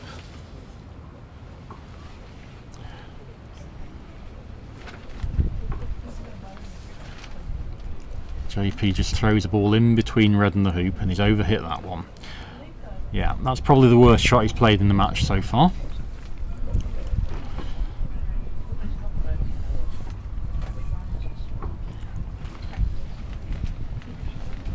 Again, just playing good hoop position between blue and red, if that's not blocked already. Looks okay.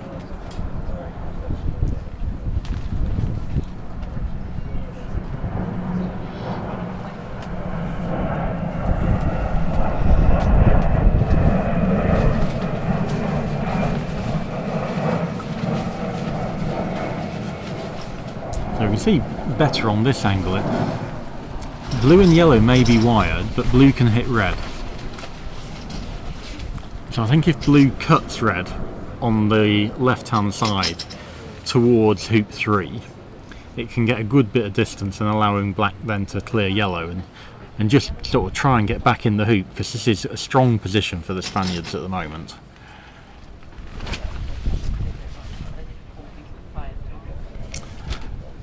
So Toby missed from corner 1, and Pepe's taken even better position at hoop 3, so they've got 2 balls in front of hoop 3 now, and we think Stu's ball that's hit the peg has bounced back to possibly wired from the hoop 3 area. So, oh no, it's the other way around. It's Toby's ball that hit the peg and Stu missed from corner 1.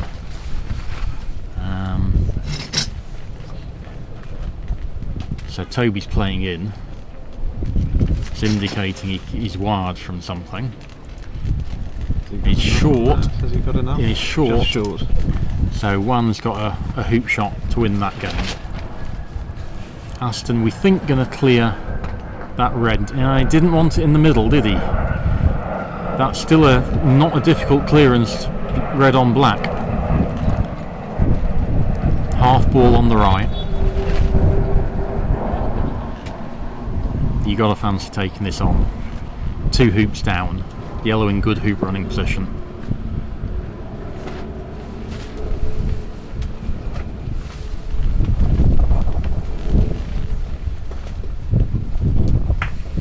So the Spanish just won the match on lawn.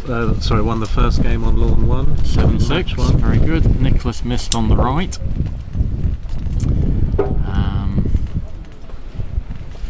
There's just been a few shots like that, like 3 or 4 misses that have 8, turned 9, it 10 round. yards. Yes, Yeah. Now they still haven't lost this hoop by any stretch of imagination. JP needs a really good stop shot now. Didn't quite get enough of it. It's really difficult to play that shot on a fast lawn.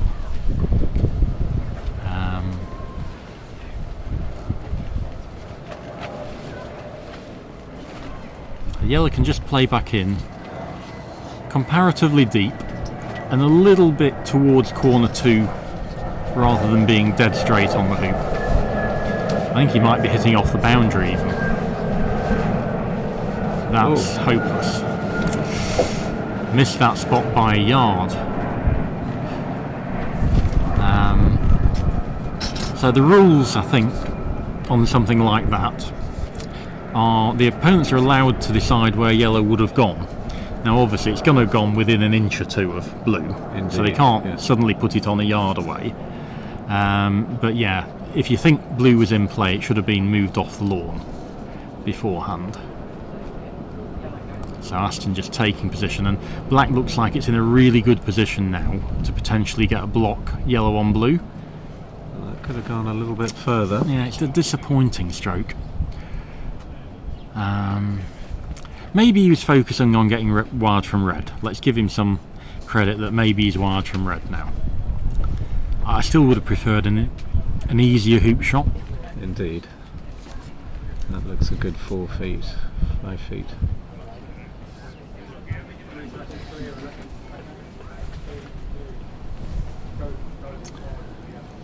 Over on lawn 3, the Spaniards, the Alvarez Salas brothers, lead 5-4, game down.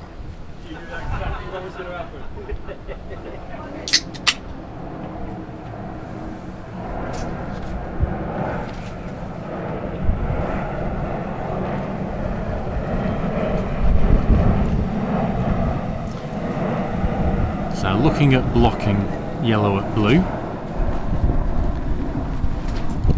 Doesn't look difficult, but they've decided no, we're just going to go back to neutrality, clear red on the right hand side, and that's still a strong position for black and blue.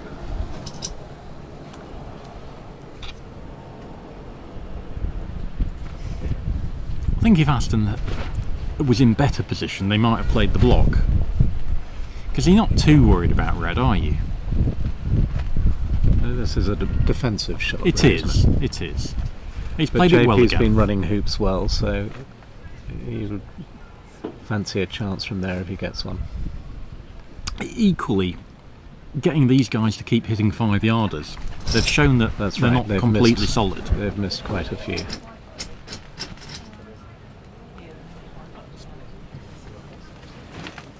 Yellow going for the needs to hit the clearance. right hand side, doesn't it, of blue.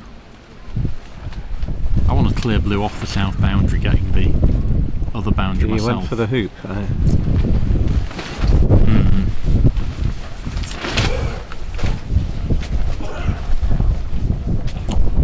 Not sure that was good.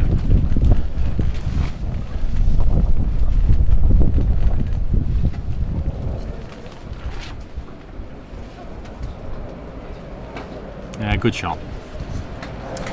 5-2 lead. Game up.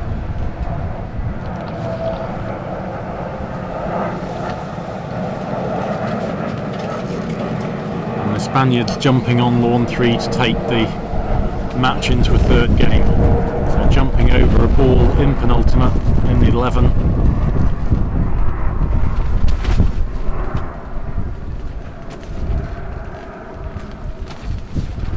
No, hasn't got it.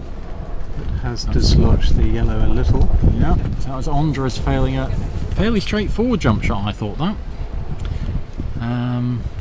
That's got some play left in it. Both red and black have taken the short boundary side. And I think it's a very sensible decision for red. I'm just not sure that black was deliberately played there though. You'd have normally just played black between red and the hoop, wouldn't you? Well, again, it does drift towards corner 1 area. West to east. Yes.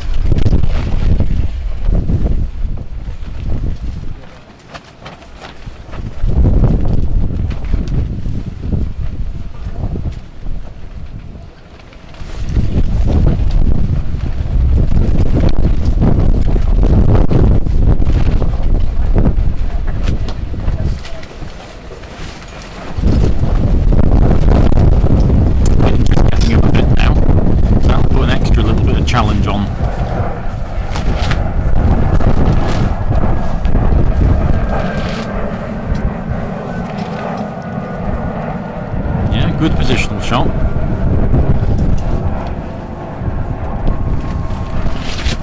I expect to see blue clear red here. Red, clear, blue. Oh, sorry, Tim. Thank you very much. Red, clear, blue. And black will clear yellow. I don't think black can stay that close to the hoop. Okay, red hold position here. I'm not sure it can. No, as you said earlier, on these very quick lawns, it's very difficult to stop your ball close. The thing is, this is quite a difficult position for black, because when it clears yellow, yellow can play back in, and blue almost has to clear yellow. And yellow can potentially hide behind red. It's quite a strong position for red and yellow.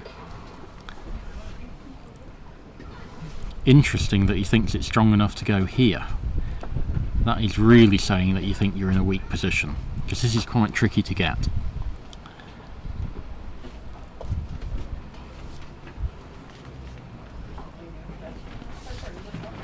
That looks okay.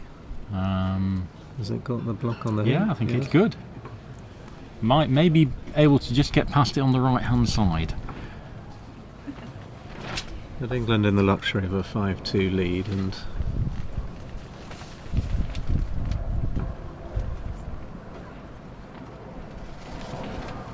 not an easy hoop for yellow. Ah, he's jumping. He's brilliant at that. My word, 3 out of 3. I think he should run all his hoops like that, Tim. Aston got the first shot over to hoop 9. Yeah, he's got it like nicely nice in front. weight. Very nice. Very good. Yeah, you need to have 2 goes at this.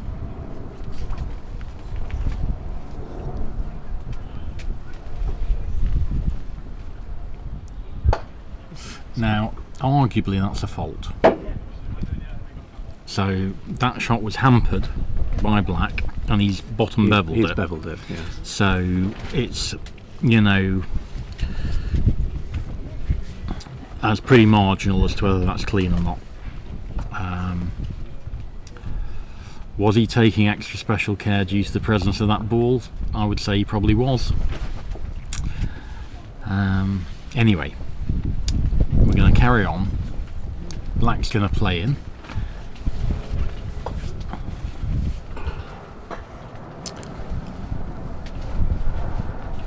That's got it, I think. Oh no.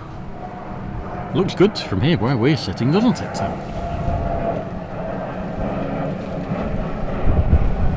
Maybe just open to the north of it.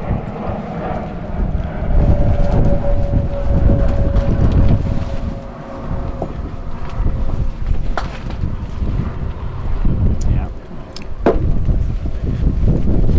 So a shot for a 6-3 lead. Game up. And should be in control of the next hoop as well. Yeah.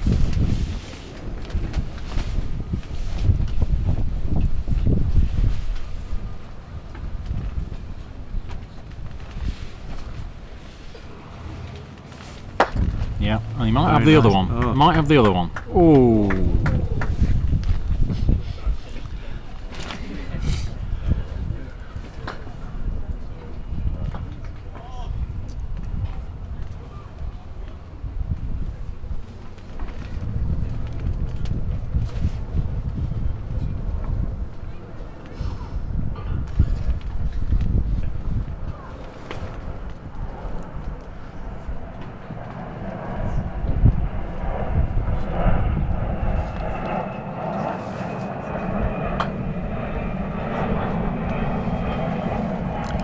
And again, that's trying to get wide from blue.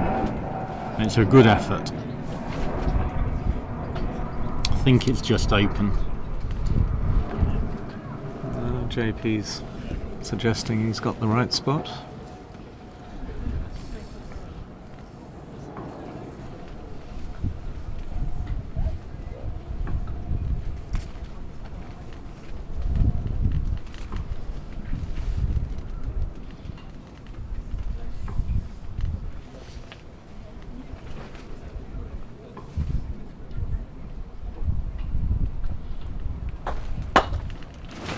Sharp. So yeah, you're quite right, Tim. That was clearly wide. And another good hit. He's had a really good match. I've been very impressed.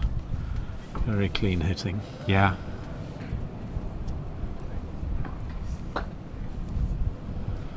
It's coming in on the same line. It's travelling in the hoop. Oh, Unlucky.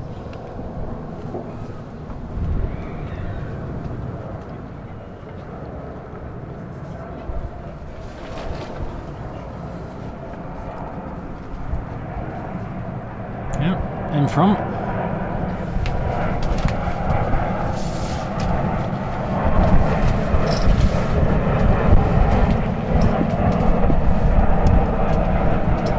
Well, that'll do, won't it? Yeah, another power clearance coming up from JP, losing good hoop running position. 9-10 yarder. Yellow over on the west boundary, and it should be England's match.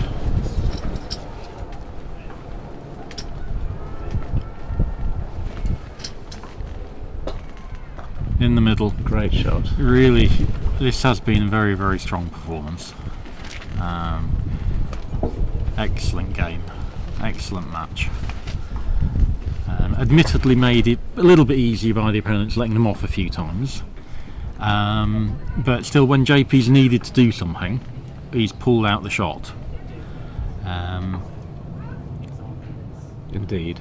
I can't think of a missed shot that he's made. Just that in this one game. One position positional shot, but and that's it. You could say he only clipped his clearance at hoop 5 instead of hitting it full or 3/4 ball, but I think that's picking hairs. So a must-hit shot for Patricio here. Yeah. Might have an angle to get a lucky enough as well if he does hit it.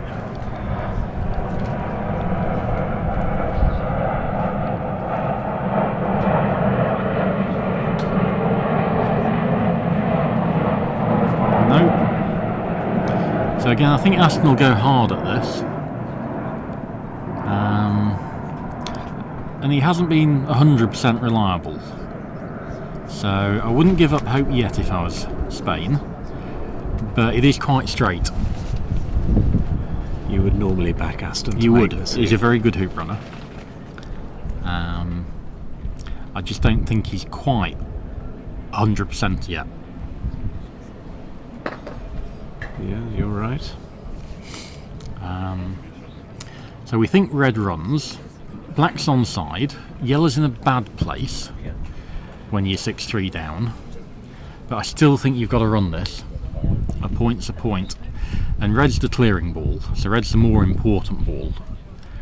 You just cross your fingers your partner can take position at 11 from where yellow is, and that's not good at all because blue's on top of it.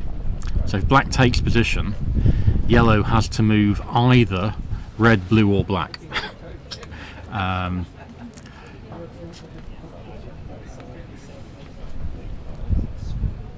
Right, a nice tight position here for black. I think I'd be trying to rush red 4 yards past 11 and try and get back in the hoop that way. Another really nice positional shot coming up here. So yeah, you just got to hit one of the 3 balls. Can we see the line and the target there? Not easily from this angle. So the nearest ball is red, so that's probably the best ball to go for. Difficult to get the pace right though. Yeah, if he's shooting hard, he'll be shooting at an opponent ball. He is shooting. That was black. So this will be a little nudge up towards the red.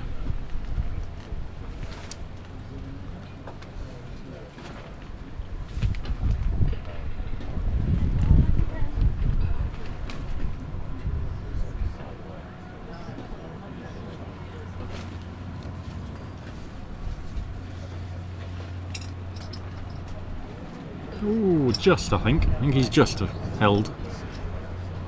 And if he has between the balls, so no difficult. shot available. Perhaps I could mention hitting the right-hand wire of hoop 3 and bouncing over to black. Well, that looks like the only possibility, doesn't it? I can't see anything else.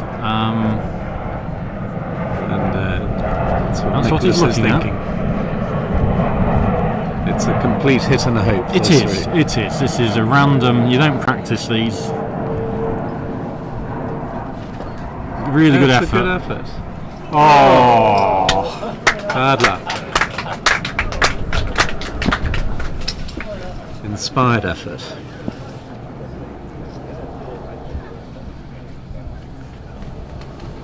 These are the sorts of hoops you quite like to win a test match. I like them even shorter than this, Tim. Or with no other ball around. With no other ball around. There's no good. great Yeah, pressure. Yeah. Admittedly, I Well missed one of those against Reg on Sunday. I saw that. You were 5-all, weren't you? I was. And you had control at 11. Yeah. Anyway, So that was a good match for England. So we're now 3-0 up. let's just bring the viewers up to date on the other two lawns. So on lawn 1, England are game down to Pepe Riva and Juan Ojeda, and Stu and Toby are 1-0 up in the second. So very early days over there. And on lawn 3, it is still 6-5 to Spain in the second game, with England 1 game up. So I'm just trying to work out what the position is. There's balls all over the place. Ewan's got a 4.5 yard, 5 yard rover, hoop 12.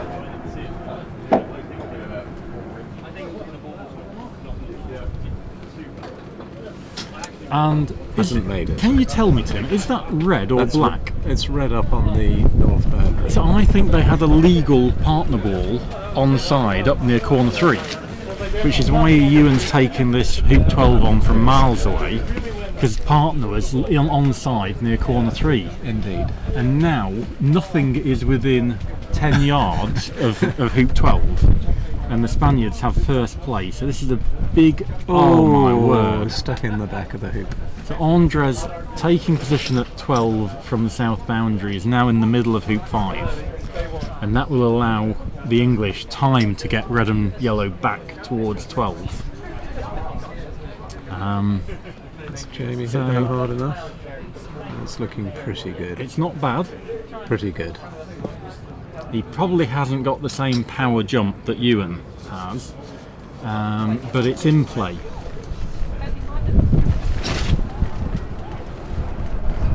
And Black's overhit.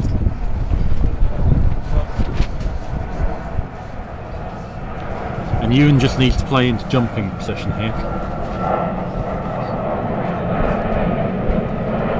Which he's done very nicely. Lovely shot. Has Blue got a straight shot on the yellow there? You can't rush yellow north, because red can run the hoop, and you don't want to rush yellow up towards the northern part of the lawn. So I think he'll nudge it through by a few millimetres. Except that red's going to clear black, and if black clears yellow, you're in good nick. You want to nudge it through in a position where blue can still get to 13, though. Indeed.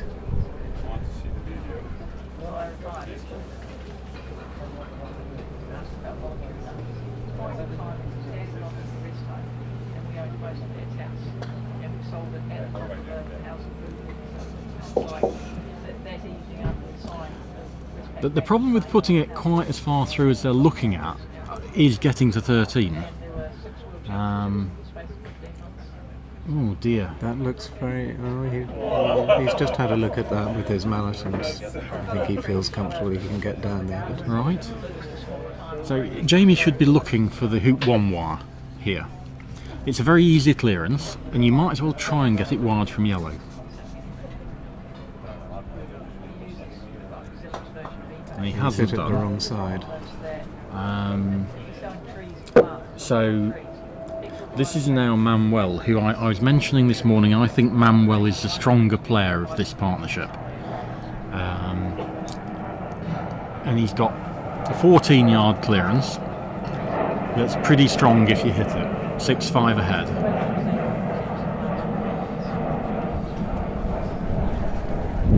For viewers wondering what that is in the background, that's the covered tennis area, isn't it? It's Indoor. It's one of our indoor sets of courts, yes. In the winter we have 3 lots here at Roehampton. Right. Here we go. He's nicked it, which isn't great because I think Ewan can stop Blue away, potentially either going in off or at least holding position.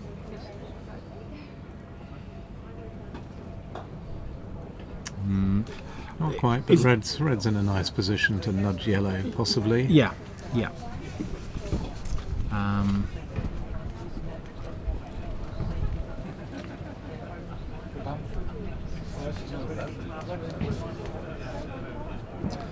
Now, if he'd have managed to get yellow in the draws there, it's really difficult for the brothers to know where to put their balls because red's commanding the area north of it, and you can't allow red to clear you getting to 13. But as it is, I think they might now play fairly close to the hoop and fairly close to red.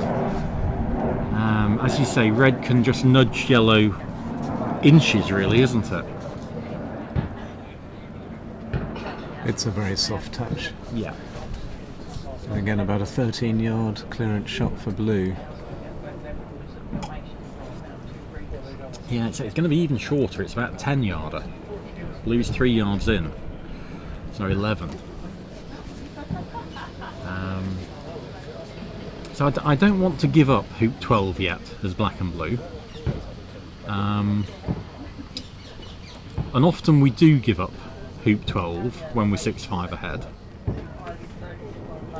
These lawns are more conducive to the rush after hoop 12 up to hoop 13 because you don't have to hit it as hard.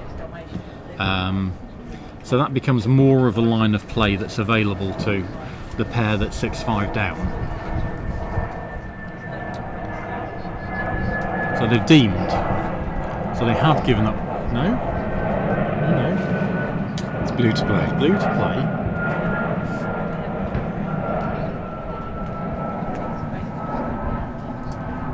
So that indicates that yellow definitely can't run the hoop.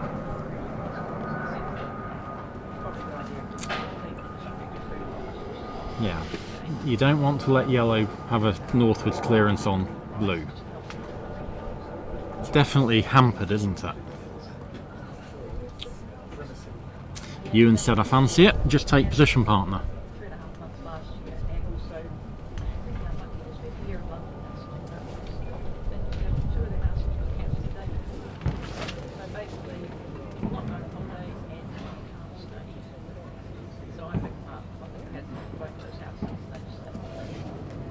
Do we think red might be partially blocking yellow now? Anyway, blocking blue. Yellow at blue is what I'm looking at. Anyway, they're going to take yellow on. It's a bigger than a full ball target. This you can miss it by probably a quarter ball on the right, and you've got a chance of still hitting it. The right as we look at it. Got it in the middle. Lovely shot. The downside of this is Ewan has now got the shot he wants. He's got a northwards clearance on blue, and he's got all the power in the world to take this and get partner a long way north. So big shot this.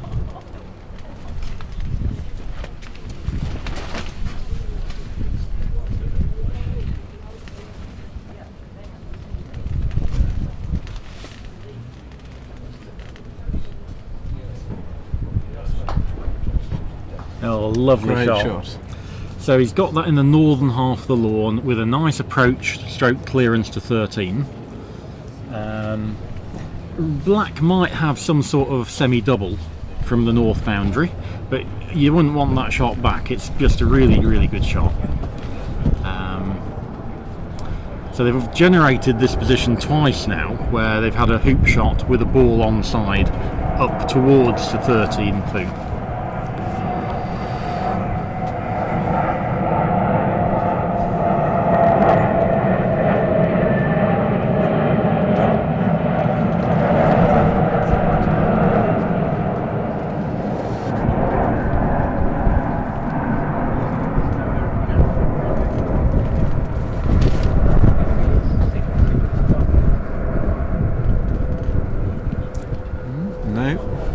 prize for that, but it can get to 13 easily, so it's not a disaster. Black's in a really not a great place. It's not a to nice get to position. 13. If it tries to take 4-yard position, hoop 6 is in the way. It's certainly a deep shot. 6 is in the way, so he might take a more tiger line. Oh, Jamie! It's through, Which by is the looks of it. the worst possible thing. Just as well yellow is.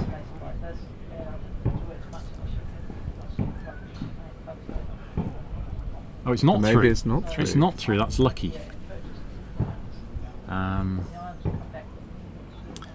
Black will take position.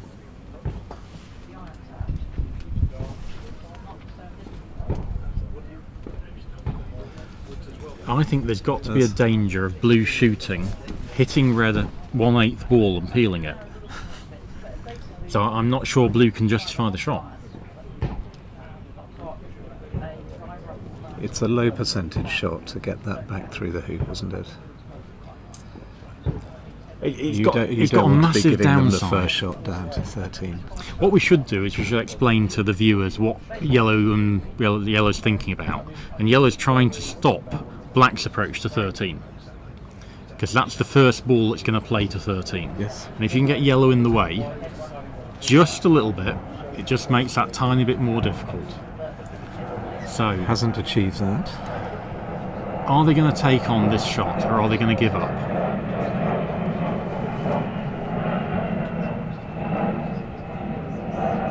Looks like a shot at red to me.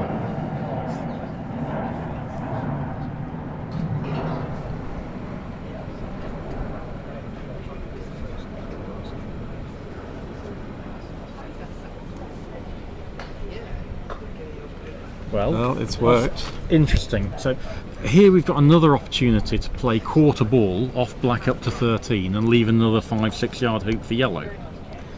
That's what Jamie's looking at. So the other thing to mention is yellow completely open to get to 13? I'm not sure. So he's done that. He hasn't got as far north as he had got last time when he was in corner 3 almost.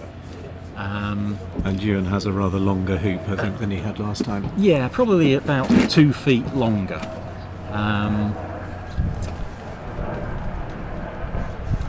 I thought that was marginal. Yellows are not in a bad position there for red just to run.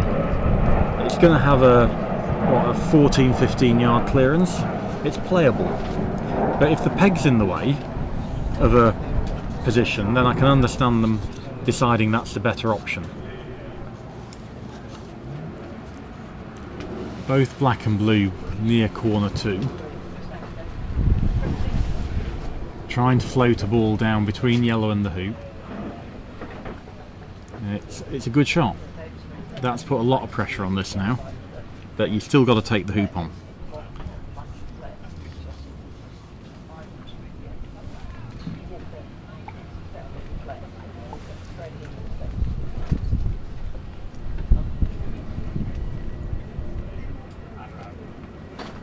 Good shot.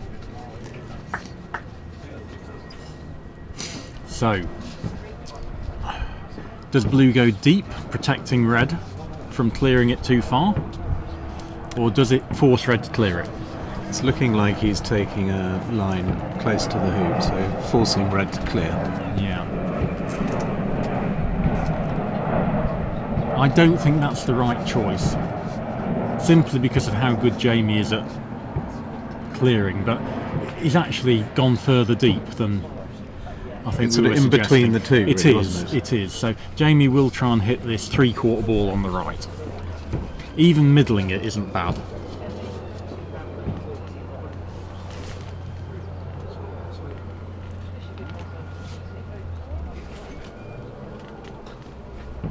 Oh, he's missed it on the wrong side.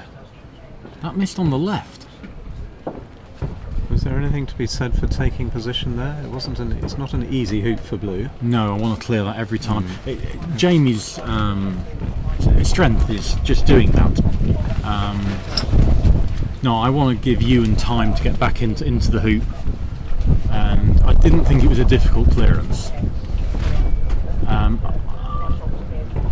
There's an argument for taking position here, but I think Ewan will shoot. Doesn't like it. That's missed by yards. I think he just likes being on the north boundary. Although he's looking at his mallet head as though something went wrong. Yeah, it came off this side from my perspective. So they're probably going to get 2 goes at this, aren't they? This is the longer of the 2. No, sorry, I've got the colours wrong. I'm colourblind. That's blue, is it? Looks black. It's blue. From here. It's blue.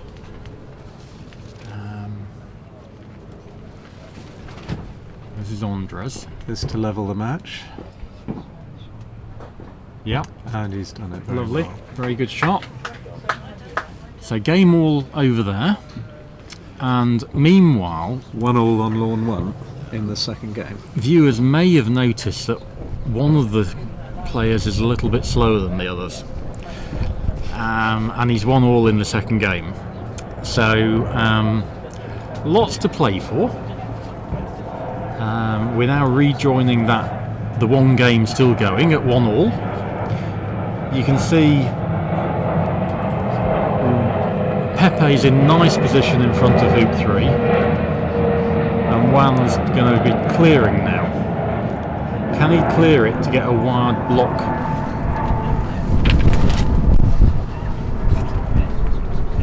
Again, that thumb go over the top of the mallet again. It's a good shot. Hasn't got a block, but it's forced blue to clear from distance. And the Spaniards need a sort of comeback now, don't they? They're 3-0 down in the match. They're game all on lawn 3, and they're 1 game up on lawn 1. So it's not inconceivable that they could win the next 2 matches to finish, and that would close it up to 2-3. And that's certainly what they need to be looking at from here. So Stu's been pretty reliable on these clearances. He's got it again, but not quite enough of it. So his ball's gone a long way away, and I think Pepe will clear black here. Oh no, he fancies the hoop. Looks like he's going for the hoop. Looks tricky to me, this. Maybe he's going to go mid-pace, try and get the draws. It looks difficult to run hard, this. And blue is halfway down the lawn as well, so Toby's going to love a 5-yard jump shot. That's going to be right up his alley. Yeah, he's gone gently. He's got the draws. It's a good shot. And now Toby's going to be licking his lips here.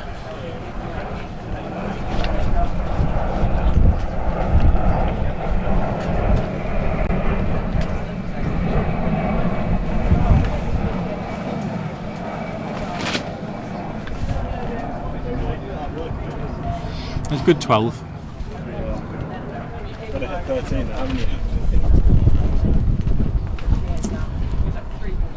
So yeah, Toby will go through quite an extensive sort of pre-shot routine here. He moves his hands probably a third of the way down the mallet, maintaining his Solomon grip. Holds it probably 3 feet off the ground as he's approaching it, with the handle in front of his eyes to line everything up. And then he'll start inclining his mallet.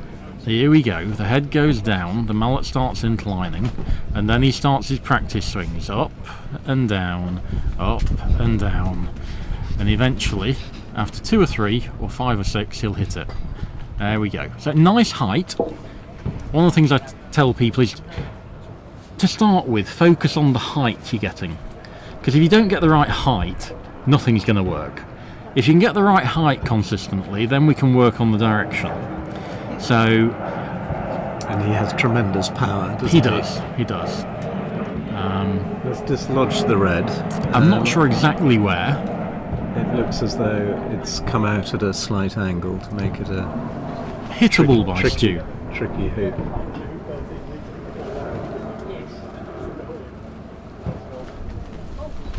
Yellow just taking position. So I'm going to have a little break now, and I'm going to find you an alternative commentator. But thanks very much for your time, Tim. Thank you, Chris. Jenny and Chris, do you fancy coming over? There we go, we'll have a double substitution. Jenny and Chris Roberts are going to take over now, to commentate on the game that's continuing on Lawn 1. Hello, Jenny. Hello, Tom.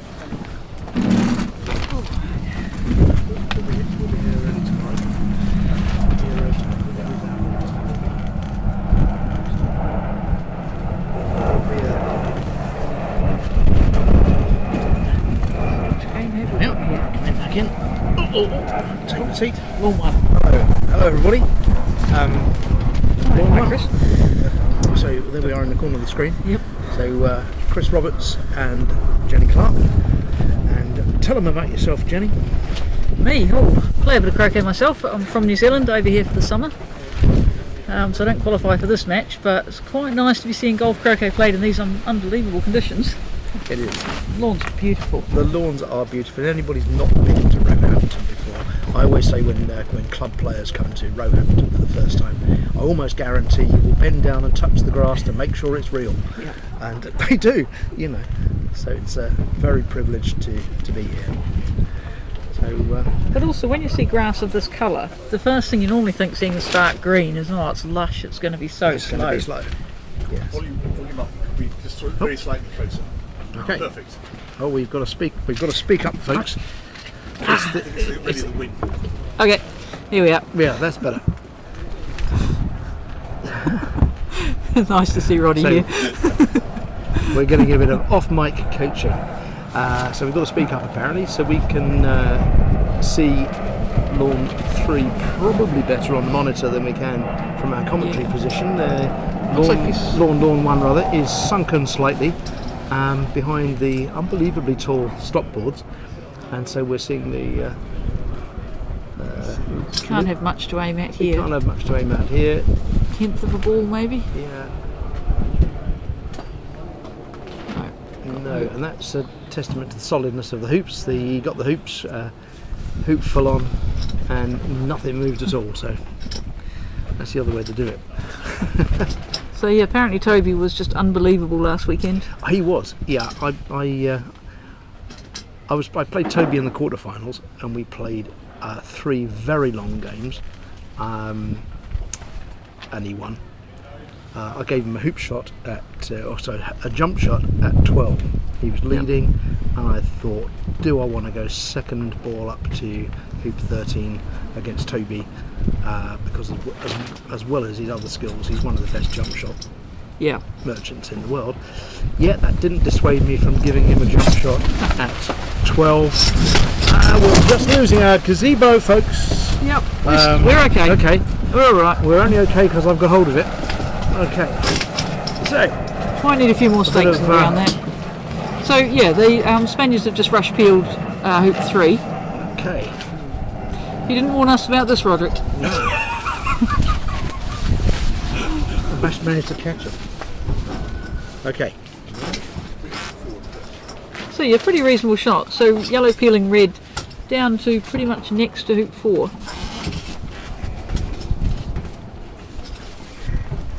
Blues played in a bit short, so left a bit of space there. Chris is very much distracted with his own health and safety. Yes, I have. Your camera, I need to change the camera. Right, so Nick Yates came to the rescue there, and he was our cameraman, so Any interruption of service? he did the decent thing and came and caught the gazebo, and now he's back on the camera, and there's your picture. So we're back with this game, and we can tell you that Spain lead this particular game 2-1, and this is the third game over there? A fine question. No, it's the second game. Spain won the first one 7-6. We saw them Okay. playing for hoop 13 earlier. Well, that was still the first game. Okay. Well, Yeah, I suppose. I think so, looking at the scoreboard. It must be. So yeah, basically what happened was yellow rush peeled red down to next to the hoop. blue came up really quite short, so leaving a bit of space, but these lawns are so quick that touch is a bit of a challenge, really. What do you think, about 12.5 seconds? I think they timed them this morning at, they did say 12.5, or they might have said 13 this morning. So, Right. and they've obviously got quicker as the day's gone on. Well, there It's is been that, such a yeah. glorious day. And that is a very legitimate number, because I know a lot of people, when they time lawns, they start at 1. but these are genuinely Yes. quick. Yeah, these are good. And you saw black drift in and drift past, and yellow's done the same. So bear in mind, not everyone knows what we're talking about with the speed of lawns. How Good about point. explaining that one, Jenny? That's a good so point. when we explain how we rate the speed of a lawn. So basically, you'll place the ball on the, let's say, the south boundary, so on the bottom boundary line, and hit it directly up the lawn. And you're aiming, having hit the ball, for it to basically stop on the white line at the top of the lawn, and you time how long it takes to get there. Now, if you've got what we call a slow lawn, then the number will actually be much smaller, because you have to really belt it to make it reach the top. And here, with a fast lawn, you stroke it and the ball just takes forever to gently roll along and gently roll to a stop. So what we'd generally do is probably hit about 7 or 8 balls, time them all, and try and get an approximation, because it's quite hard to hit it from one end to the other. So a fast lawn, basically 12 seconds is a fast lawn, 10 is okay, 8 is awful to play association croquet on, because you just have to welly it a bit. I think I've played on sort of 6 and 7 second lawns, which I don't recommend. They're not good for your wrists. No. But yeah, these 12 seconds is a treat to play on. So what we're looking for is the bigger number. The longer it takes you to place the ball directly on the far boundary, the bigger the number, the faster and quicker the lawn is. It's a counterintuitive thing. Very much so, yes. So, in the meantime, there was a good jump shot from Spain just then, and they now lead 3-1, and we're moving on to hoop 5.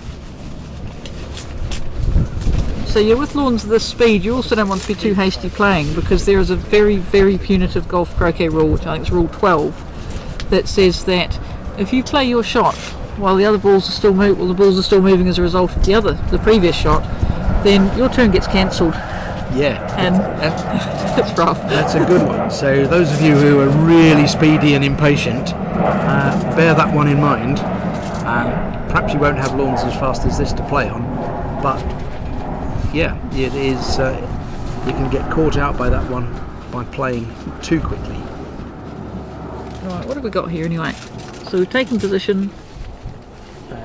Red's just shot at black, so black has a hoop shot, presumably. It's hard to see the angle from here. We've got pretty well the same angle on the monitor. We're on the south boundary,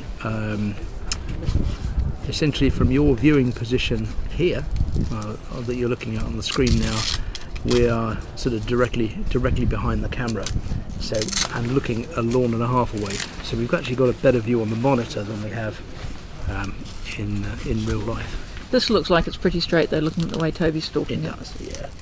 And I do suspect he'll be running this off the north boundary. I could be wrong, but he does tend to hit these hoop strokes pretty hard. You said he was hammering through them last week, wasn't he? Last week in the Roehampton Open, in the Golf Croquet Open series, we got as far as saying Toby. That's better.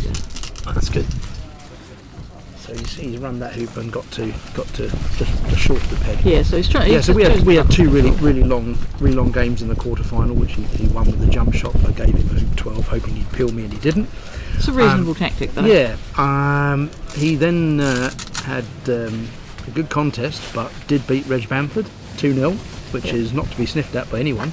Yes. And buoyed by that, his confidence was really sky high, and he was in fact all over Aston in the final. We were quite Yep, surprised at the scores. It was absolutely. quite comprehensive.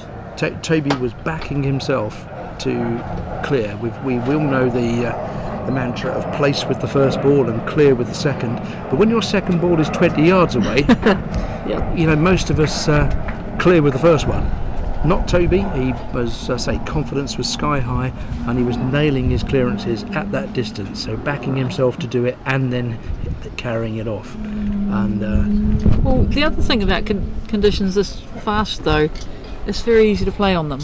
So you're expecting people to hit 6-yarders in the middle pretty much all the time, and also you don't have to hit them very hard to scatter that ball a very long way away. Yeah, that's right. I mean, any contact gets you a result, doesn't it, in terms of clearing? Yeah. But Toby was actually nailing them in the middle. So Interesting, this position, I don't think that black can see yellow, okay, because Yes. Stuart had a shot from quite a long way away with blue. right, and he had a shot at it. So so we're thinking, I've got a pillar right in my way. I don't know about you, Jimmy. Can you see around that pillar? I don't have a pillar in the way, but I can't see the line. Yeah, he's having a really close look at this. But you'll see I've Red's... got the seat in the football stadium you don't want. The one with your season tickets behind a pillar. It's a full-priced one, and every week you're behind the pillar Yeah, here. every week I'm behind the pillar.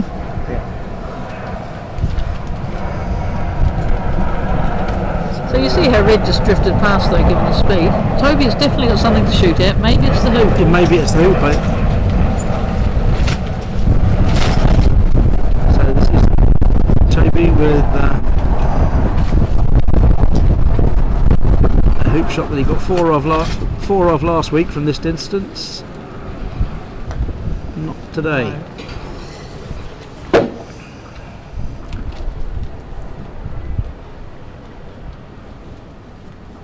So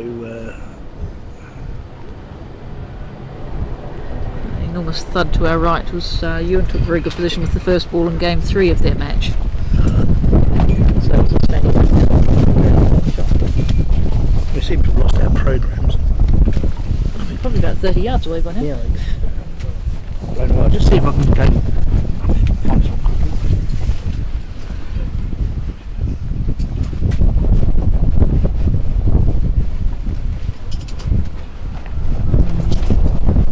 One bouncing out. He's a bit disappointed by that because they had a lot of control over the English there.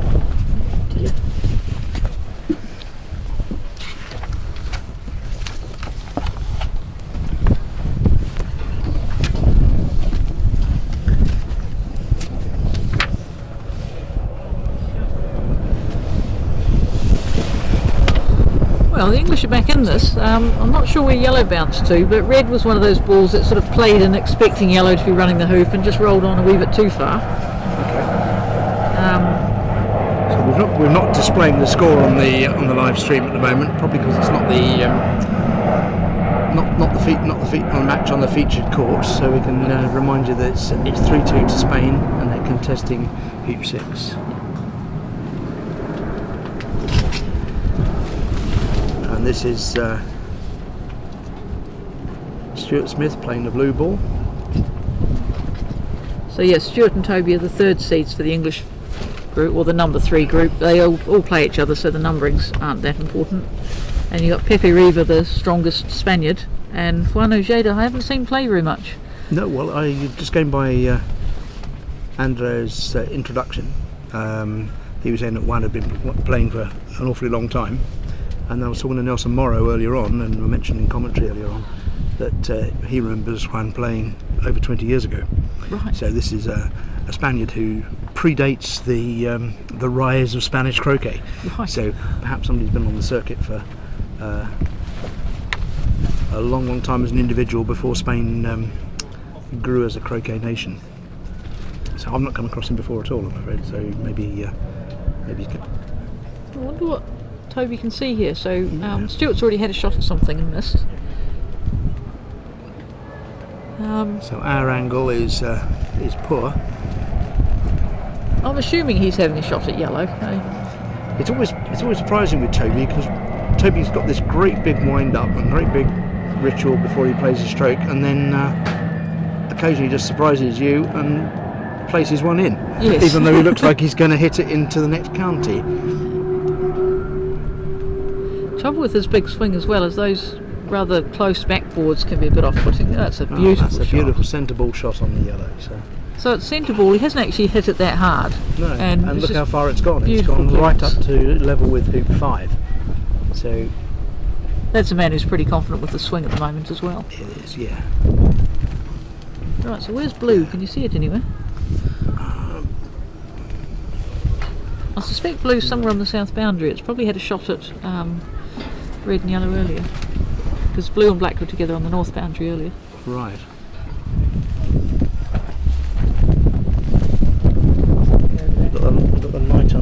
monitor. I can't see blue on the monitor. Can't see anything on our monitor. Can't see any. It's very difficult to see anything. Well, that's probably a yellow there. Oh, they pulled it back. No, it's on the south boundary. It's just going to collect the ball.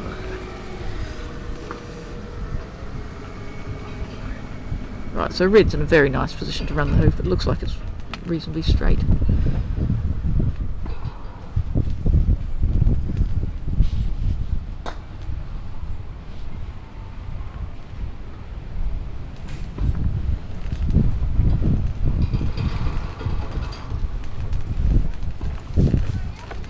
So Pepe Riva then with the blue.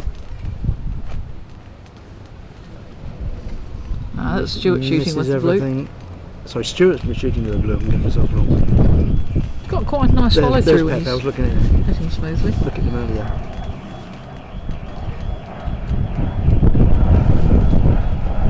Bit of angle in this. I think he'll just run it smoothly.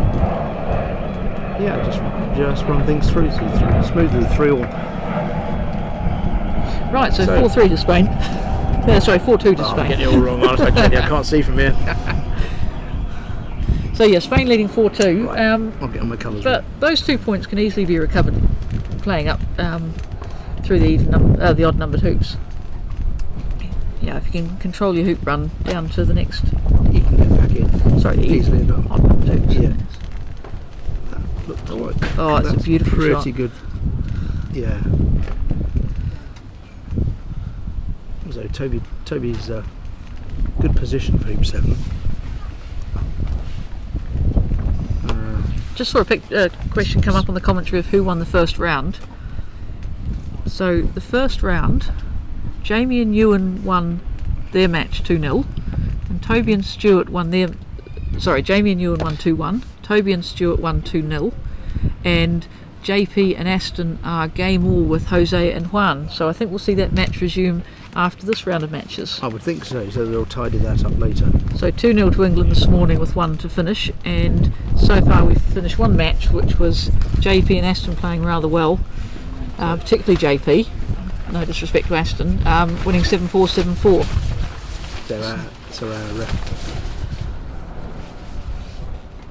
So yeah, 3-0 to England. Yeah. But Spain making a bit of a comeback here. They've got the first game in the Ewan's lawn, and they've also got the first game over here on lawn 1, the match we're watching, and they're 4-2 up. One game. Oh, sorry, it's game all. One game all on. Game all, sorry. One game all on court 3 on Ewan Burridge's lawn. Absolutely right. So a lot of the stuff this afternoon. Court, as I keep correcting other people. Court. There was a dear old croquet player, Smokey Eads, at my club who died a couple of years ago at 102, and used to write dog rules for the Gazette years ago. And one of them ended with, players who play croquet really ought to know they play upon a court.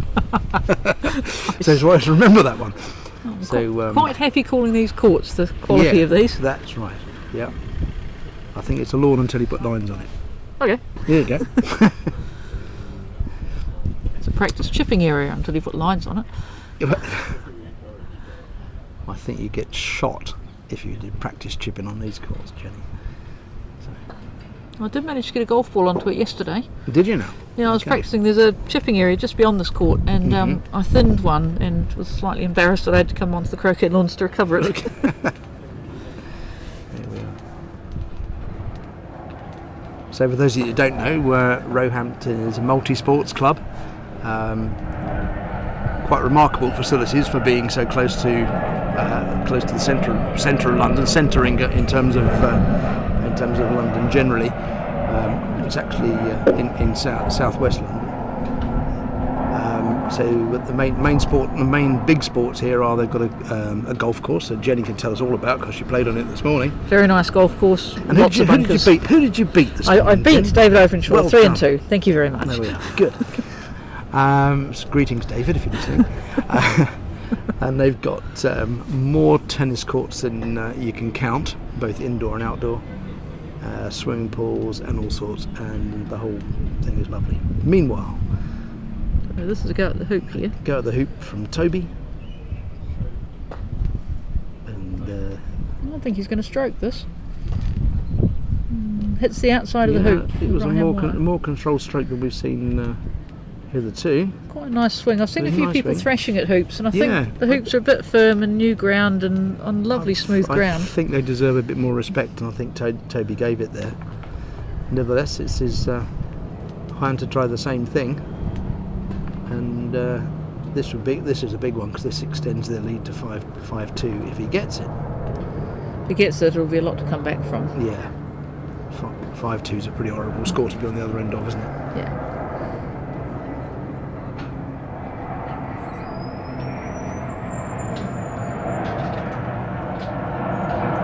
And he misses too. I guess he's just clipped an outside wire. Yeah, I think so. It looked through from where we were. Yeah. So yes, David was telling me that the Roehampton Club was founded in, well, he said 1902, it looks like 1901 from the signs over there. And the sports were croquet, was one of the founding sports, and polo. Polo, yes. So polo was discontinued in 1966, and the polo grounds form part of the golf course, which is a really nice golf course. And yeah, they've got tennis, they've almost certainly got paddle, because They have paddles over the far side. It's a new income. There was a period of time not so long ago when they were introducing the paddle, and the lovely court 4 here. Let's just watch this stroke. Looks like it's about 45 degrees. This looks difficult. Just playing for the jaws. That bounced out a long way, actually. It did bounce out, so I think Red's got a shot on that. So this is the sort of standard where short boundaries are very much a thing. I mean, it's only 7 yards from the side boundaries. And you're going to expect these players to hit a 7-yard roquet all day long, aren't you? Yeah, and hit most of them in the middle. Yeah. So this is why you see people taking the clearance position to the outside of the square made by the outside hoops. Players take position on the outside so they can clear to the larger area of the court, because quite frankly you have to hit that to the large side to have any hope of not being hit back. That looked like a really interesting contact to me. Look at both balls went absolutely miles. Yeah, and he didn't seem to hit it that hard. You expect there'd be much more of a momentum transfer and Blue would go further, but a lot of movement from both. So here we are with we're playing hoop 7, and there's not a ball within 20 50, metres? yeah, 20 metres, isn't it? Yeah, No, probably 15 over there. Yeah. So, but yeah, it's quite different to seeing croquet played on slower lawns or with a less easy surface to play on as well. Yeah. I'm guessing these are the old style Dawsons as well, are they? Where you get the sharp contacts? I think they are. They're the old style Dawsons. They're quite worn, some of these balls. We've Phyllis Court people listening. You don't know, but we've donated a set of balls for Saturday's play because they were short of some tidy balls for the fourth court. So our competition balls, folks at home, are making an appearance in the international. There you go. Okay. Oh yes, they are in fact using 4 lawns. They are using four courts tomorrow. So right. We're going to use our balls on court 1 so they don't get lost in the hedge on court 2, on court 4. That's fair enough. I said they could have them as long as we didn't put them on court 4. We've got some. For people who haven't been here before, and I guess Chris has probably described it before, court 4 is sort of the garden court. It is absolutely beautiful, and it's in a walled garden, so there's a big high wall around it. Yep. The garden is just beautiful. It's quite away from here. It's 100 metres away from here. Yeah. So it's quite separate, and it's really quite a special court to play on. It does have the disadvantage at this level. Well, come back, Nicholas. Of a very thick hedge down one side, which you can lose the ball in I quite haven't done easily. that yet. Yeah. So Nicholas Denizo's just come by and say hello to a lot of Spanish viewers. Oh, hola a todos, ¿qué tal? I think I'm just going to bequeath my seat to Nicholas for a moment. He's going to Especially say hello to your mum. My mum's there? I don't know. Yes, Probably. she surely is. Yes. Oh, what a lovely day. You enjoying this match? Absolutely. It's the first time I've played the test match, and was really looking forward since I started playing croquet. One of the first things I saw was the Spanish England test match that was in Pineda, and ever since I was like, I want to be there. I will be there. And now that I'm here, I gotta start winning. Start contributing. But yeah, a lot of fun. So you'll actually, tomorrow, your first game will be on lawn 4, which is that garden lawn we were just talking about. Oh, tomorrow?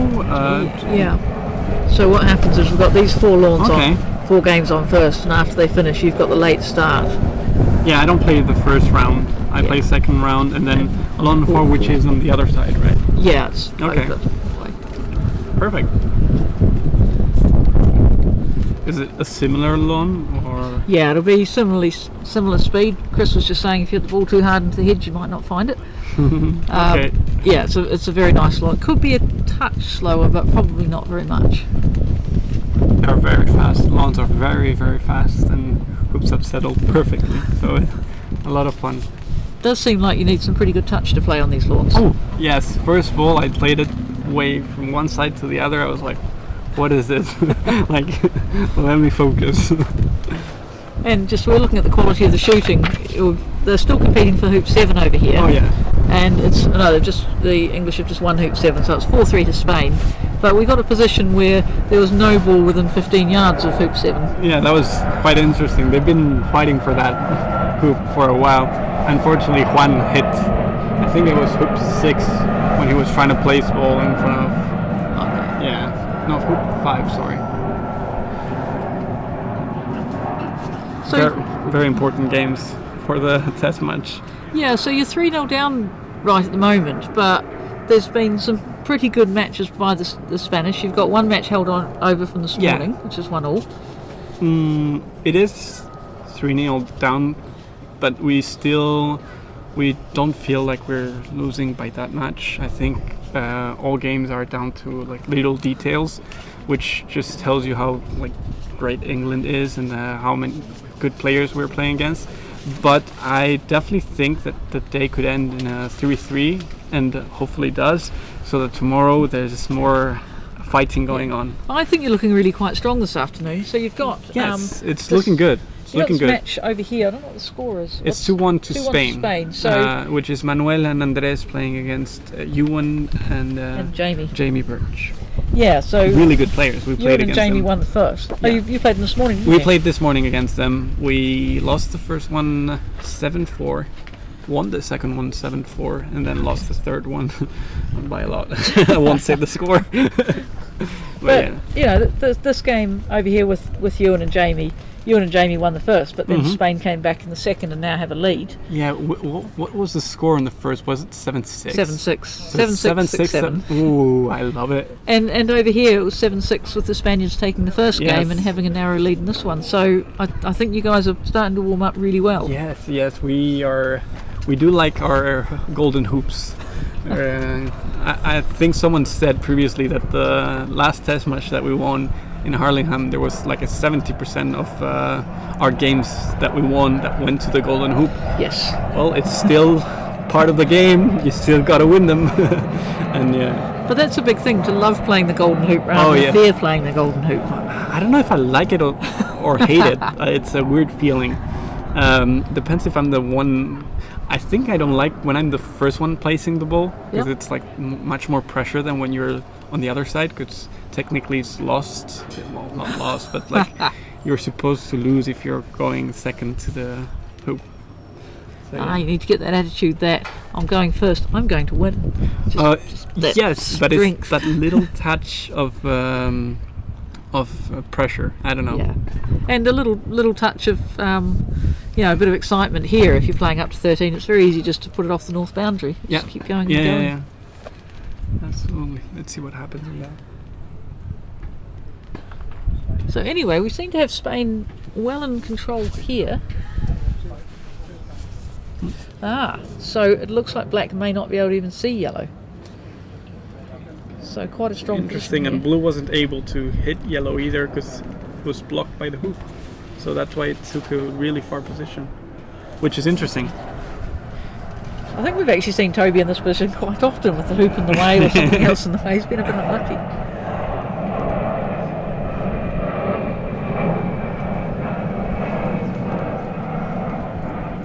Toby just won last weekend here, right? At the Yeah, amazing tournament.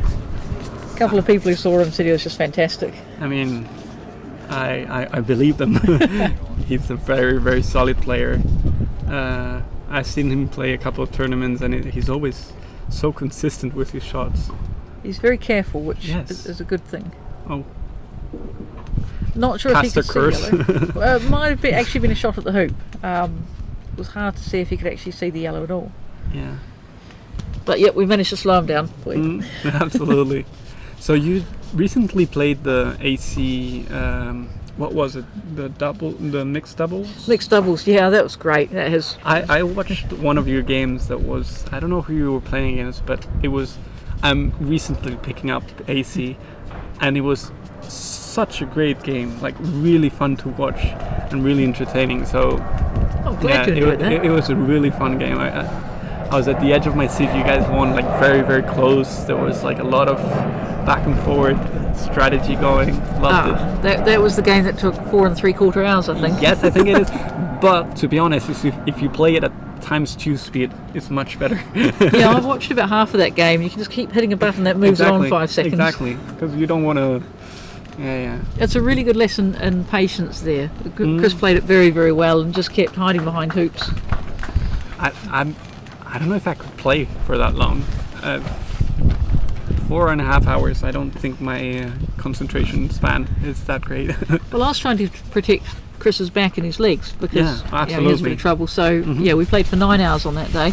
Played 3 games, and that's he a lot wasn't of a good hour. nick. No, I can imagine. But yeah, I've been very lucky to get to play with him, and it's great to Absolutely. see him playing. Lots of people said how good it was to see him back Oh on the yeah, court. I was. I suddenly saw the channel and saw that he was on, and I was like, whoa, I want to watch this. There's Ooh, big miss. the final will have been live streamed, so if you can find that, that's a really, really good example of how to do a triple peel, or just how to play a break under really good control. Okay, Chris I played will well watch there. it. Absolutely, I will. I'll put that down in my notes. Because I played. Pepe has recently taught me how to play.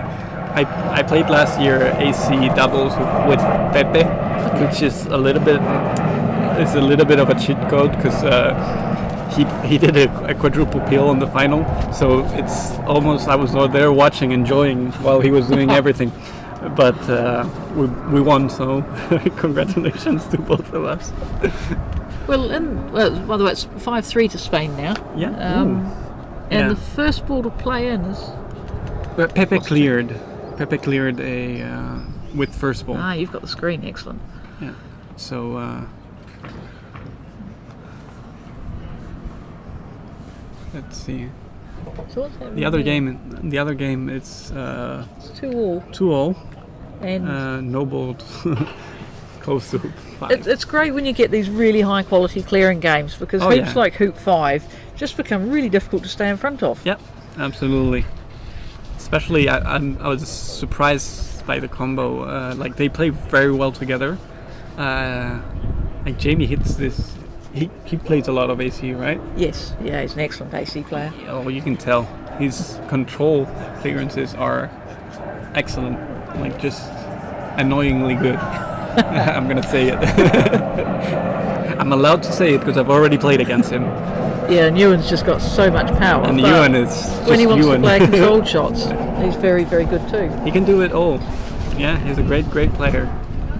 And he's improved so much over the years because I got to play against him, what was it, like 3 years ago I think in the Europeans, and then last year in the Europeans, and then again this year. So I've seen a lot of like his, like not his game improvement, but more like his, I don't know, his mental. He's very. Yeah, he's got a lot more discipline. Oh, yeah. He doesn't let disappointments get to him as much, and he's got Which a lot more is very confidence in his play. important. Yeah, I mean, I would too. it's still okay to be frustrated at things. Oh, it's good it's to have passion. completely normal. Look at that. That's a lovely Clearance shot. after clearance. Beautiful pace as well. I mean, he's hit it pretty much in the middle, but he's kept red very close.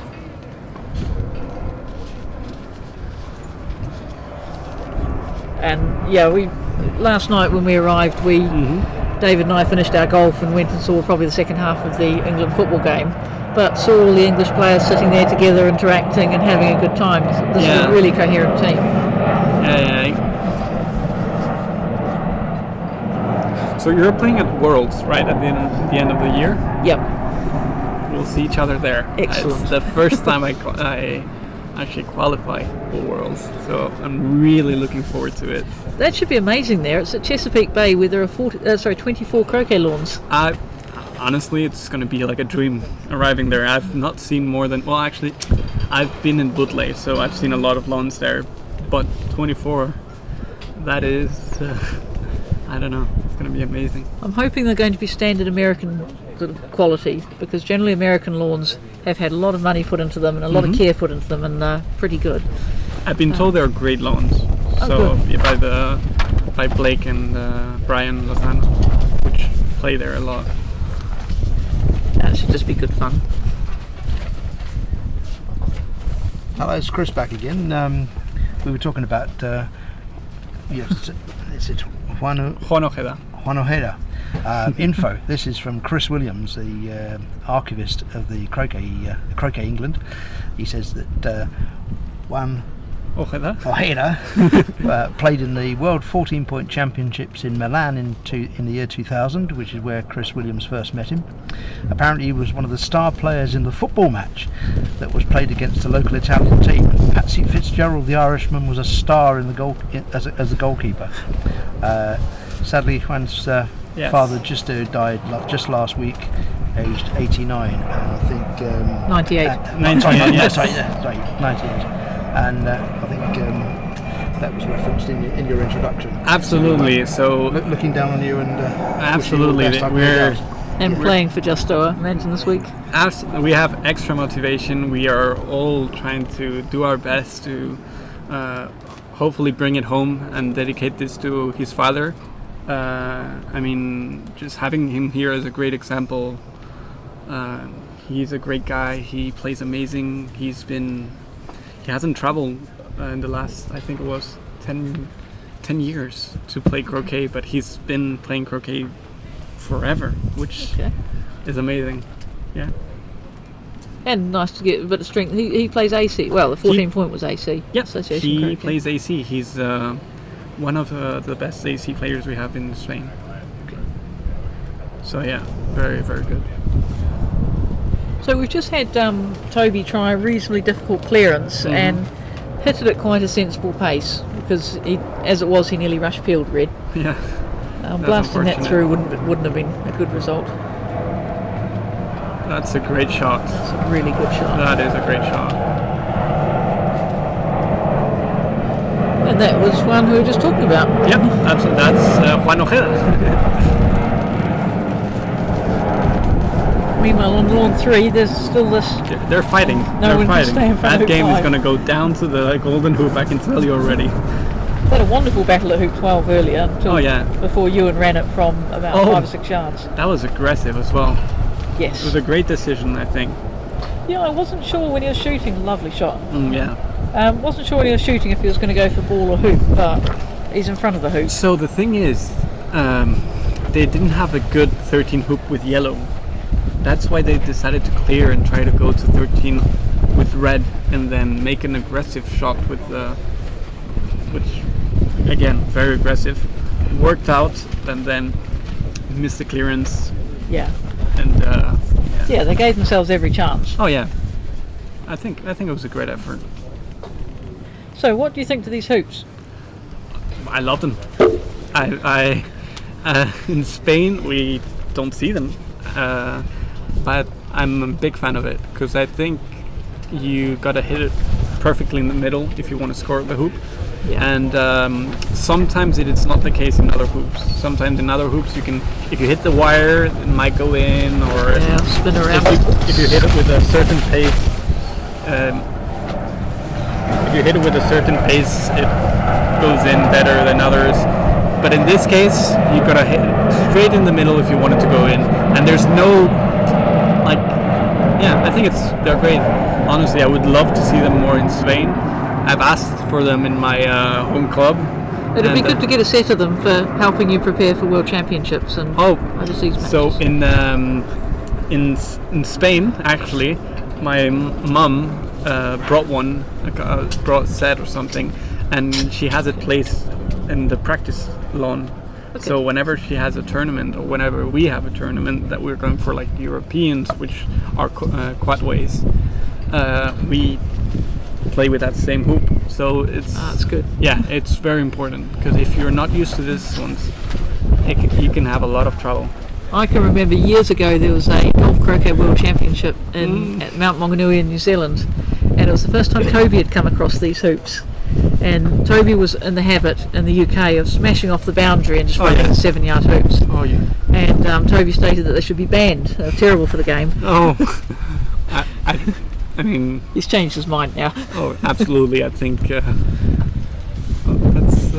okay. So that makes it, what is it? 6-3 to Spain. Yes, I think it is. It is 6-3 to Spain on the second game. So hopefully Spain can pick up our first win. Well, pick up your first win, but you're also looking okay over here. This is Ewan's going for some very hampered jump shot. Which, I don't know what happened. I think he's put the ball through. So basically what Ewan had was black was most of the way through the hoop. And red and yellow were very, very close to each other. You know, so black made yellow peeled through yellow black. peeled through black, so put them That's both unfortunate, through. yeah. Very unfortunate one of these hoops where you're turning around as well. Oh yes. Especially with blue offside as well, which completely, because lawns are so fast, it's very difficult to hit that cross place. Yeah, you're hitting it across the face of the hoop. Yeah, it's okay. So, Manu's almost watching the other game. Yeah, I'm not 100% sure. It's now 3-all. I don't know what. That is interesting. So maybe yellow wasn't. Potentially black came through from the wrong side of the hoop. I mean, we're really focusing on lawn 1, but we're just trying to give people a bit of a flavour for what's happening there. So what's happening with lawn 1 is that I think red ran hoop 9. Mm-hmm. Black played up short, so yellow's naturally gone a bit further, but has ended up next to the hoop. And this clearance that Stu's played is just not to give red any sort of Hail Mary having a go at the hoop. So he's got excellent shot. He's played it nicely. Yes, I don't know if Pepe's gonna go for the clearance. Honestly, I think black is far enough to place a ball there and put some pressure. I think placing a ball there. I haven't really seen the hoop running though. There's been some good solid hoop running there. Yeah. But I think just bringing another ball in. I mean, you bring another ball, you put the extra pressure. Also, interestingly, although blue isn't in the way, it does look. There's quite a bit of space there. Yeah, there is a lot of space. I mean, Reg was fairly early with golf croquet to point out that even if you can't sort of snuggle a ball up to another one, you can put it in the way of someone's feet. That is absolutely true. Very annoying.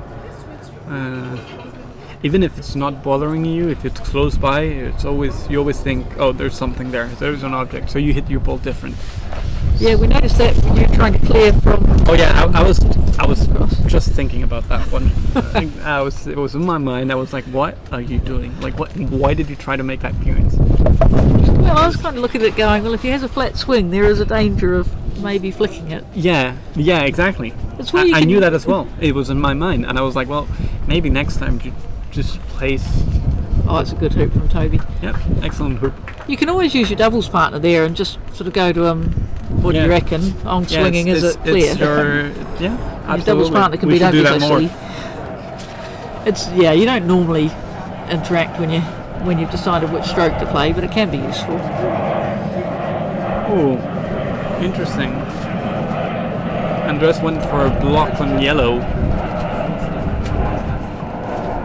with no ball place. Where's blue? So blue is here in the boundary because red cleared it. Perfect clear. I'm guessing that probably black couldn't get to the hoop in that case. So the only other thing I can do is stop yellow getting there. Well, we'll see that game after, I think. Playing blocks has got to be really difficult on lawns this speed. How have you found that?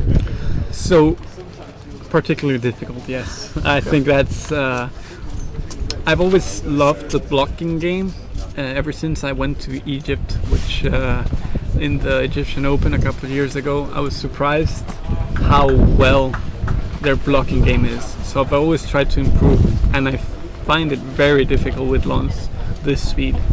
And of course with people that play so many like great hoop shots, it's just essential to try to block. It's interesting, isn't it? You've got the choice, especially sort of from almost 4 or 5 yards with this sort of quality of play. It's either block or clear. Yeah. You can't really just roll it in. No, and that's why we're going to see a lot of clearances, a lot of hoops with no balls in front, because it's almost impossible. I think it's the fastest lawns I've played in, if not the ones at Puerta Hierro, my home club, which also tend to be quite fast. Oh, you're very lucky. Yeah, if we get them out of season in New Zealand, they're not quick. No, I want to play in New Zealand. That's my next place where I want to. Come and stay with us in Christchurch. And hopefully that would be lovely. Like I want to. Yeah, it's a long trip, but I think there's going to be a tournament. Is it the teams? The World Teams is in Tasmania, which is okay. just off the south of Australia. Okay. Okay. You could combine a wee trip over. Absolutely.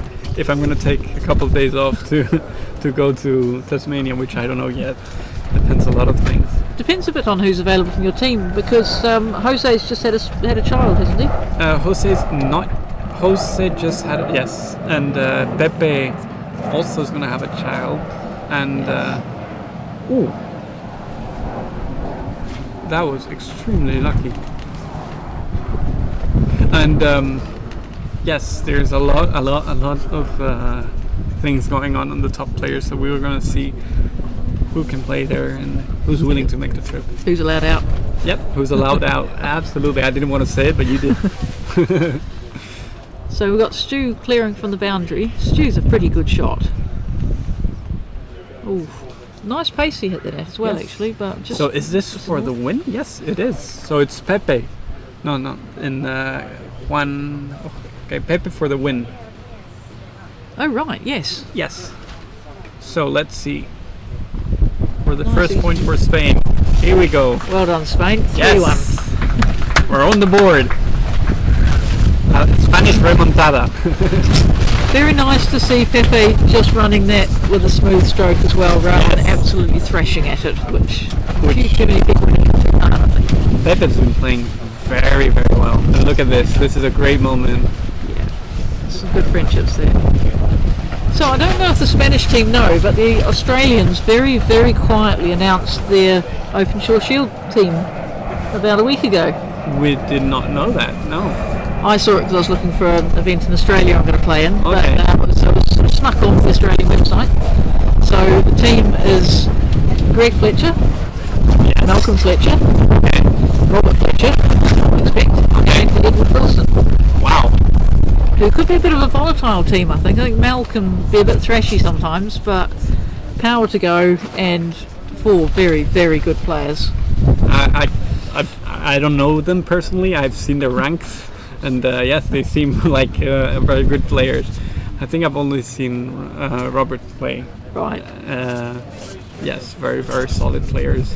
Robert looked amazing last year. He was playing in the British Open finals. Unfortunately, I was playing a Shield thing next door, so missed a bit. He was clearing very, very powerfully, and not only that, he was clearing from absolutely miles to his chosen wired spot, which was miles away. His precision was incredible. That's amazing.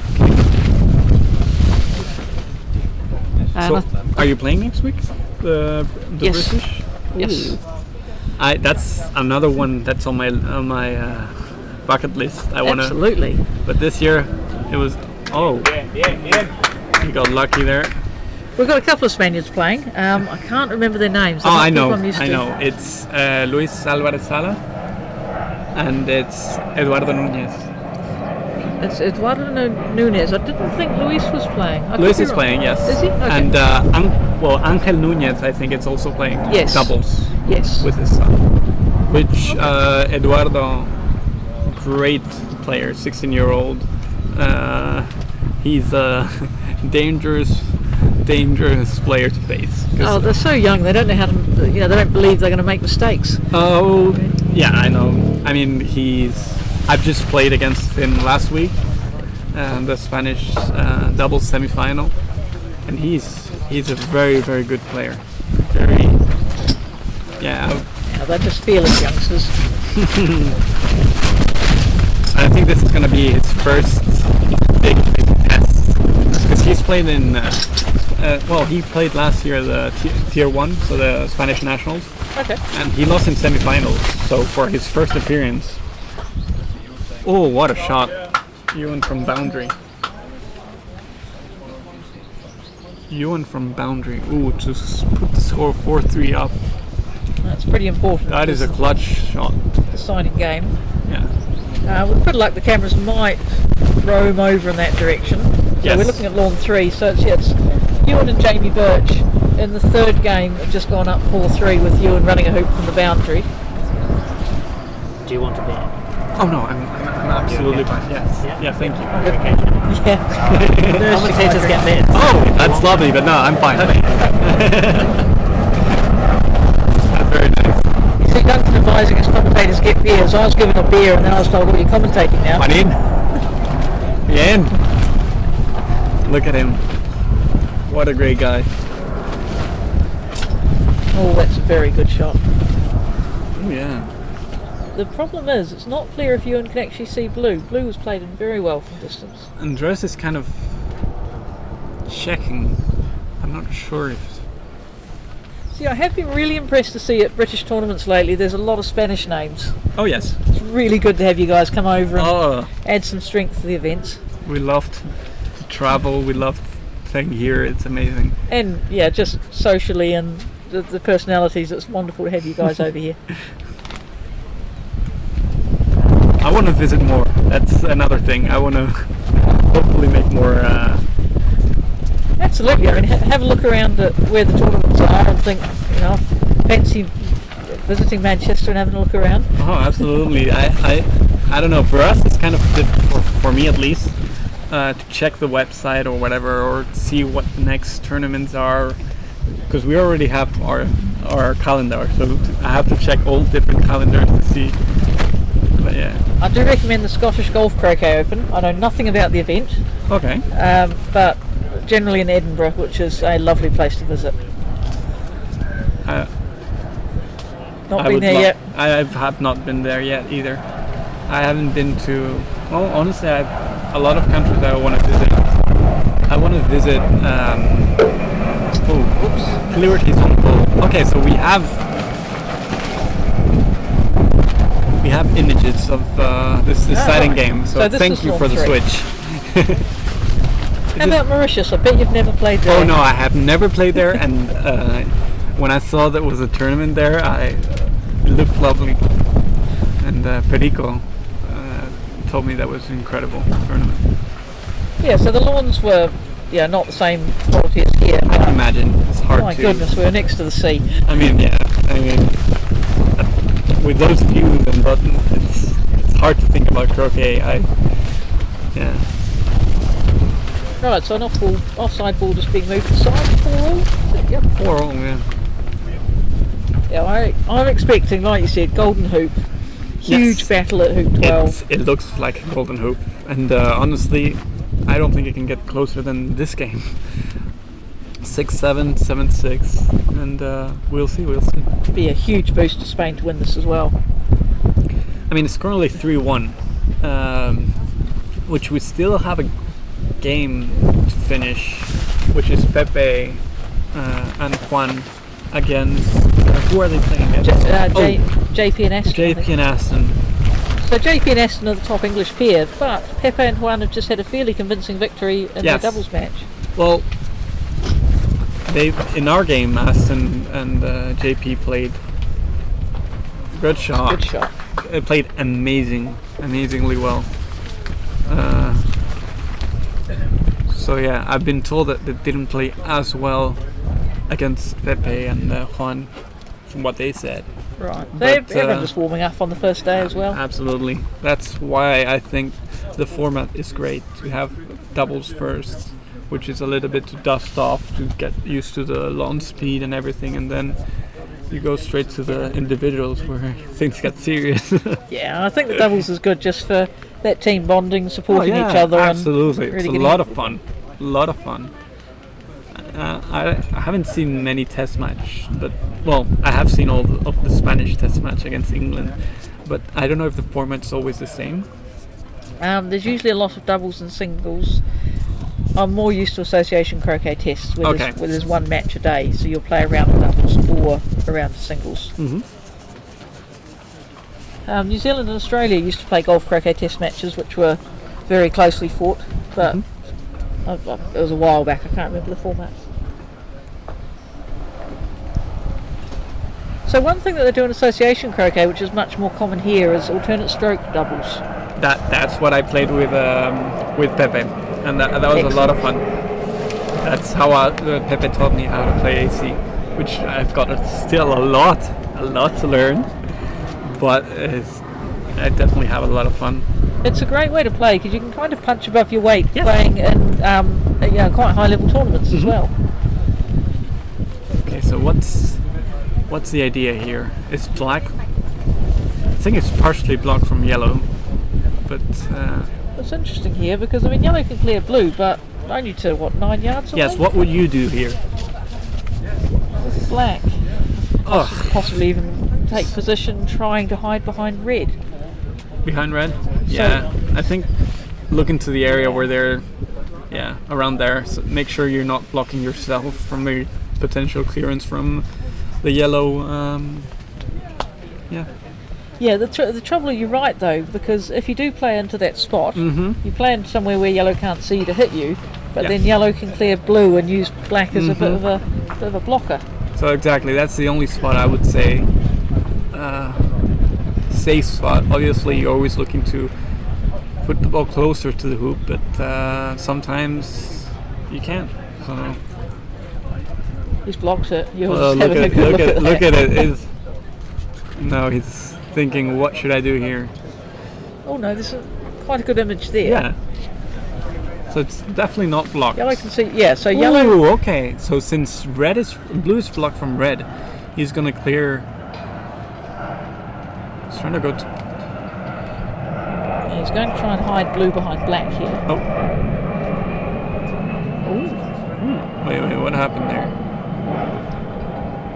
I can't believe he was shooting at that. He was not happy with it, but I don't know what happened. But I'm guessing he was actually trying to shoot at blue. I can't tell. I thought from the camera view that all the balls were open. I think he didn't go for blue because blue was already blocked from hoop from with the. Right, so he's trying to half ball. Is he going for? He's going for the jump shot. He's open. No, he's open. He's okay. Oh, it's hard to tell from this angle, but I think if he makes this hoop, that is a blocked red from going to next hoop. Patricio had a lovely jump shot at hoop 8 in your game. Yes. This is just running the hoop. Let's see a solid stroke. Oh yes, important shot. Who cares about that? He is happy. I would be too. Wow. He's run that beautifully. Look at the angle that it got though. Yeah. Came a long way off. Interesting. And I felt the hoop moved quite a bit. You know, even just one day into play. Yeah. That's why it's always good after a game to go with the mallet and just hit it a little bit. Yeah, just keep everything firm. You can see that the carrots that normally level with the ground are quite a long way under already. Oh.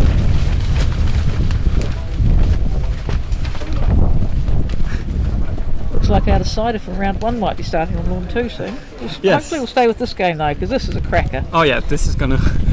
We're still thinking that it's gonna go for the golden hoop. Yeah. Oh yeah, that would be lovely. So it's interesting that red. I mean, he's held back a bit because he doesn't want to get cleared by blue, but I think he's just too far back. I mean, I think that the reason why he's that back is because it was. You want me to scoop a little bit to the side so you don't get a hit with the. Hey. Oh, yellow. interesting. Okay, so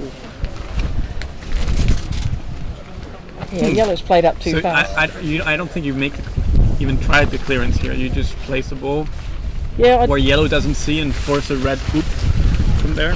I just think red was far too far short. It's not really threatening anything particularly. If blue gets the block from yellow, ooh, Is that better, Jenny? Oh, that's lovely. Thank you, Chris. that was aggressive. That was going all out, wasn't it? That's That about was, a 10-yarder. Yeah. Well, it's more than that, isn't it? In my opinion, I mean, a little bit unnecessary, but I'm taking position. yeah. But at the same time, he's never gonna go for hoop from there. He's gonna go for a clearance first. Well, he might have gone for a hoop if you'd put blue in there. Yeah, Yes. two opponent balls quite close in Yeah, front if you can see the hoop. Absolutely, he would have. But I just fancied blue going in front there, putting the pressure on them. This is a tough moment because now, if Manu plays his ball perfectly, we might see yellow playing through red to try to peel it to the other side of the hoop, making that blue, which is completely opposite side. He's clearing this. He's clear, of course, he has to. I think he has to. Very smart decision by Manuel. And that's good enough, really, because you're right. Yellow would be just popping Yeah. red in front, Yeah, and then blue's 30 yards away. so I didn't see where black went. Ahora. He was saying, "You better talk well about me." Tell him he better play well. Yeah, exactly. I should have told him that. If you play well, I would say good things about you. Okay, so what have we got? We've got yellow's just popped itself in front. Okay. I think blue takes position, tries to block from red, and then black's not that far from yellow. No, it's not. And honestly, getting the block from with red to yellow, it's very difficult to that with the speed. Yep. So So just you take a position. take position, hang Looks a back little bit fast. Looks fast. It's not bad. He's gone too far, isn't he? Ooh. Okay. He's got it. I think he's got the He's block. got a perfect shot Wow. there. That is a cracking shot. That is amazing. Well, maybe he hasn't. No, Jamie's clearing that. No. I thought he looked a bit disappointed. Who, Andres or Jamie? Jamie. That's why. Did he go through the hoop to do that? I don't know what happened there. I'm not gonna lie. I thought if you can't hit blue, you just pop it through the Well, hoop. Yeah. Or, I mean, not even. You just try to get the block. Yeah, we'll just get in front of the hoop, and Yeah, then there's definitely more things that I would do before doing that. yeah, I think this is getting a bit too aggressive here. Ooh, Oof. that's a big miss. Yeah, I was feeling that miss. Now I'd like to see Ewan's smooth stroke here. Yes. He's a good hoop runner. The hoop is only less than 2 feet away. So that's Doesn't need to be hit into. okay. Yeah, good shot Okay. there. That's In our game, it was funny because he missed those more than he missed the boundary shots. Yes. So the ones that he had so close that he didn't even focus, he would hit the wire and then they would turn back or something, and it was kind of surprising because you're there thinking, okay, we've lost this hoop, and suddenly you see that and you're like, okay, I can. Great reply from Spain though. Just rolled a ball directly in front of hoop 11. Yeah, that is a great placement. Oh, I see. Good shot. Oh, that's a great shot. So I see a comment in the comment section asking about what happened to that last game.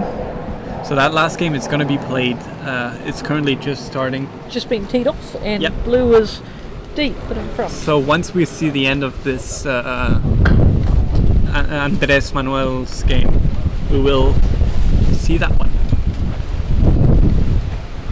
I thought that was surprisingly aggressive actually to shoot. I mean, obviously you hit the middle of it. Oh yeah, but I mean if you hit the middle, there's no problem.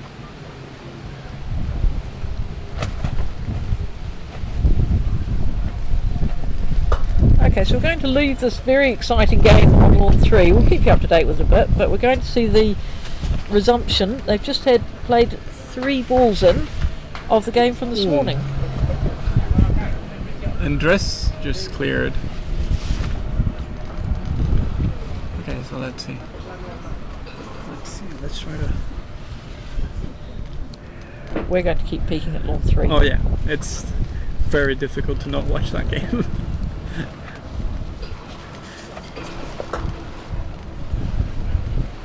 We're gonna have... Oh wow, what a block. I think it is. This is gonna be the shot.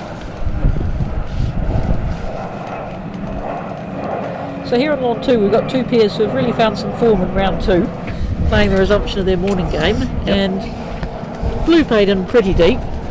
Red, I think, sort of dribbled at it but ended up somewhere near corner 1, and black and yellow have just both tried to go a bit narrow and gone too far.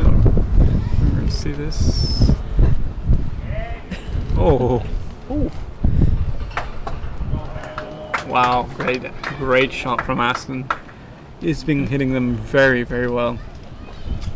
And of course, the lawns being this quick just makes it straight down the other boundary. Yeah, you can't easily, unless you're quite close in front, can't easily run them to the next hoop. No, very hard.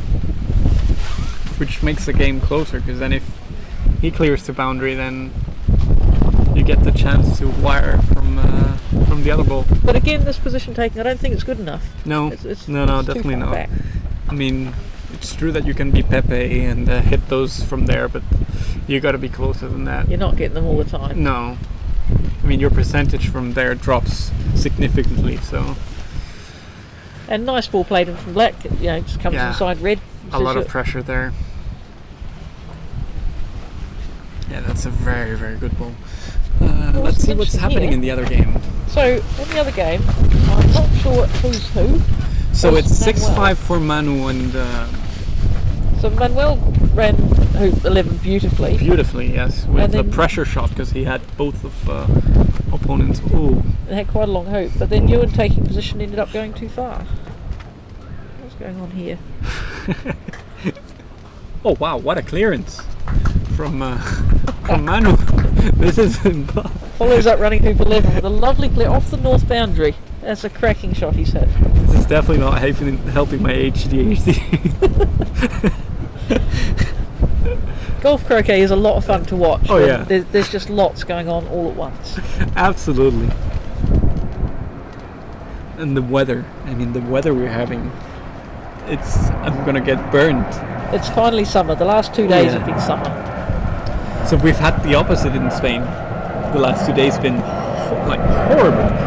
Oh, this is what is this? Is he attempting a jump? No, is he attempting a clearance? Ewan is one of the few players, if he wanted to jump something that was in the distance, he's got the power. No, but I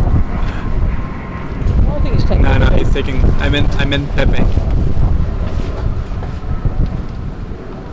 Oh, it's a beautiful clearance.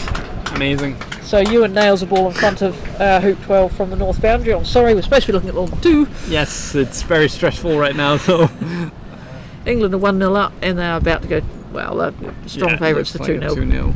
JP will be clearing this into corner 4.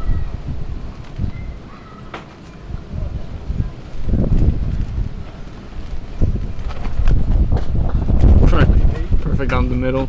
So it's in corner 4, but if you saw that swing, it didn't look like he hit it that hard. No, it's amazing. And the ball really had a lot to travel. Oh, so blue didn't see red. So Nicholas is distracted again. Yes, I've lost my focus. Oh, Juan just said that he doesn't see blue.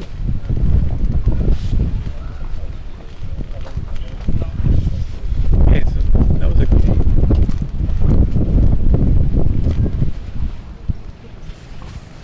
So I'm gonna check on my phone to see if there's comments.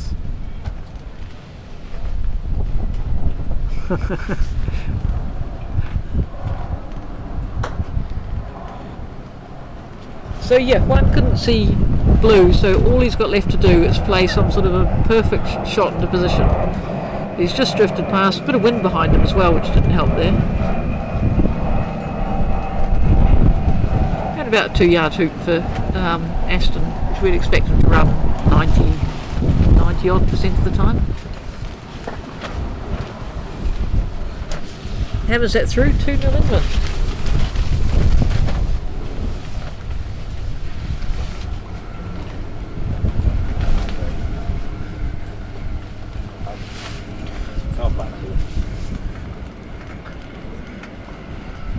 So the other game, for those watching, is still 6-5 for Spain. A couple of quite good balls in there for Spain as well. I think we're going to be there for a while. So 2-0 down on lawn 2, but Pepe's taken really nice position at hoop 3.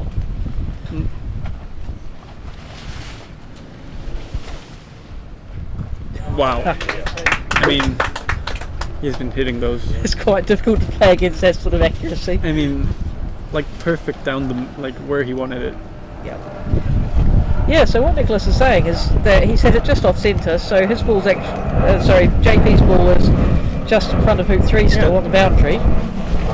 So since yellow is short, we all know what black is going to do there. Well, black's going to have all sorts of options here. Especially if you're too kneel up, I would definitely try to put that. He's going to be disappointed with that. Yeah, if you could have put blue dead in front. Oh, wow, what a... I'm sorry again, but we were getting clearance after clearance from one side to the other. That was Andres, was it? That was, so it was blue it was... I'm lost, sorry. This guy coming towards us. Yes, I think it's Andres, yes.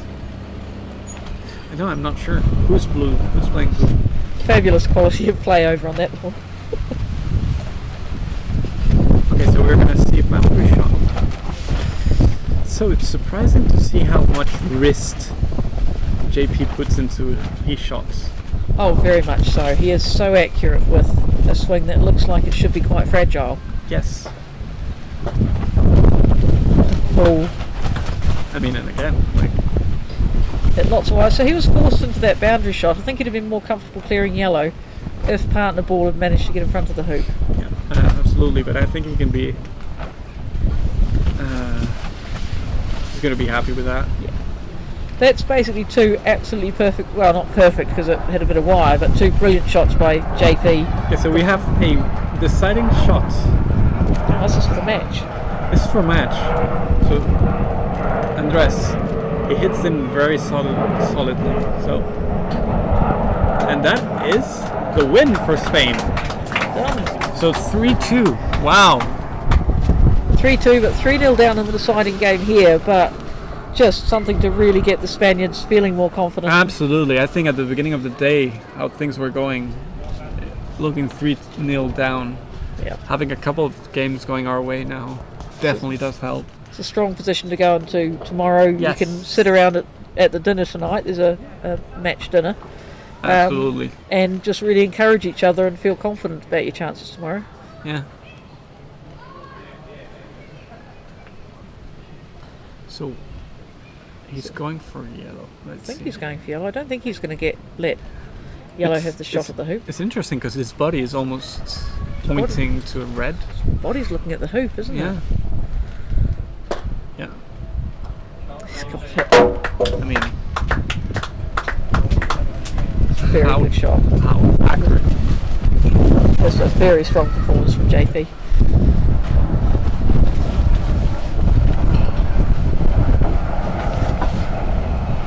I know. Congratulations.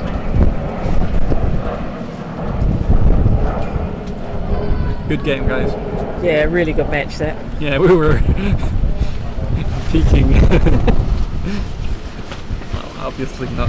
We're not happy about the result, but someone has to win. It's quite handy being here as a neutral. Yeah. It's trying to be neutral, but I think we all know who I'm supporting. You don't have to be neutral. Okay, so now.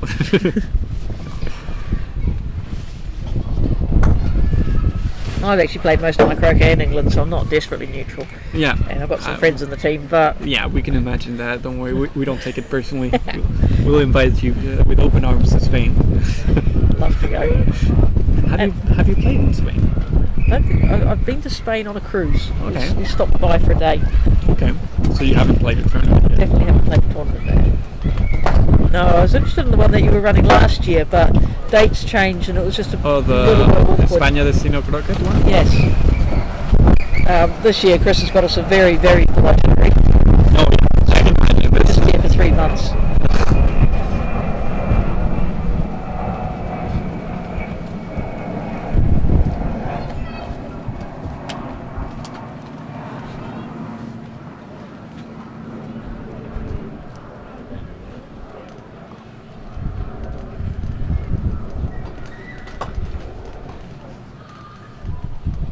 In the standard position, roll 2 balls in, clear with 2 balls.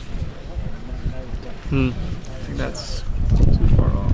I haven't run that a bit, but 4-0's a pretty handy position to be in.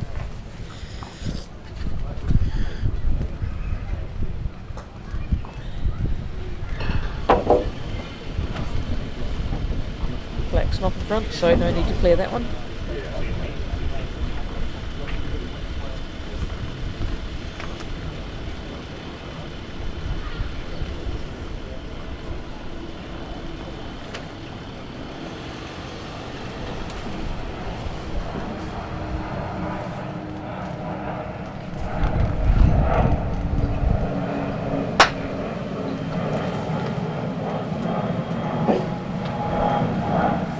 Interesting.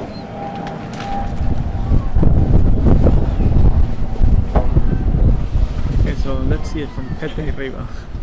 Pepe's been playing very, very well lately. Yeah, Pepe v JP will be a great match. Oh yeah, that's going to be a great, great match.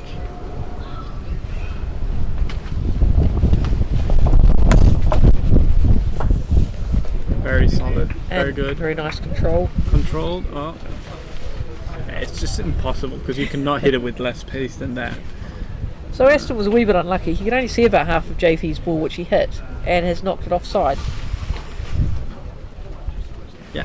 But yeah, particularly on slower courts, you'd be looking at that red there going, I can take position wide from that.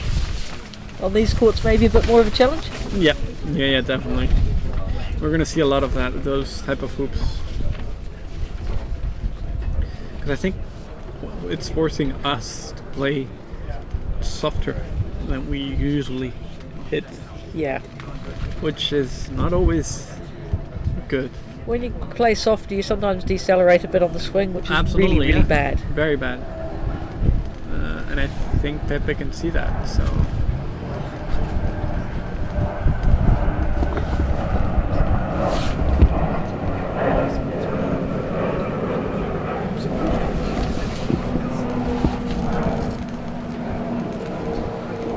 You might be saying speak up, Nicholas.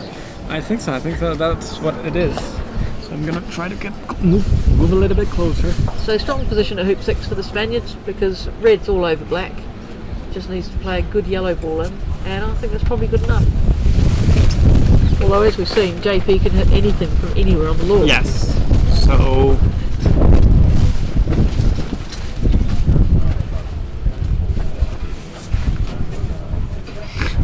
I've been sent one of my misses, Oh, which is a great thing to look at when you. who needs enemies when friends will send you a video clip of you missing Oh yeah, a ball? I've already forgotten about it, and here's a quick reminder about it. Really nice blue that's played in here. It looks like it might be blocking yellow. I think it is. Honestly, from that side, it's impressive. I Looks think like we're a nice distance to jump with yellow if you need to, but still got to deal with JP's shooting. yeah. There's a lot before that. Pepe's gonna hit. She does, and then JP's gonna miss, Which he doesn't very often. which she doesn't very often. Oh wait. Ooh, that's tight. No, Okay. that's no, jumping it's, that. it's yeah. You have to. And that's one of the good things about well set hoops. You can't just sort of sneak around the side. No. of the I wire. hate when that happens. Yes. it's very frustrating when you're like, okay, I got a block, so I'm gonna just take position, and then you see the other person hitting the wire and just getting in. It's like, Yeah, and they turn it's around and not go, truly oh, sorry. fair. Yeah, they didn't need it. yeah. So we're gonna have. Well, let's first see JP's shot.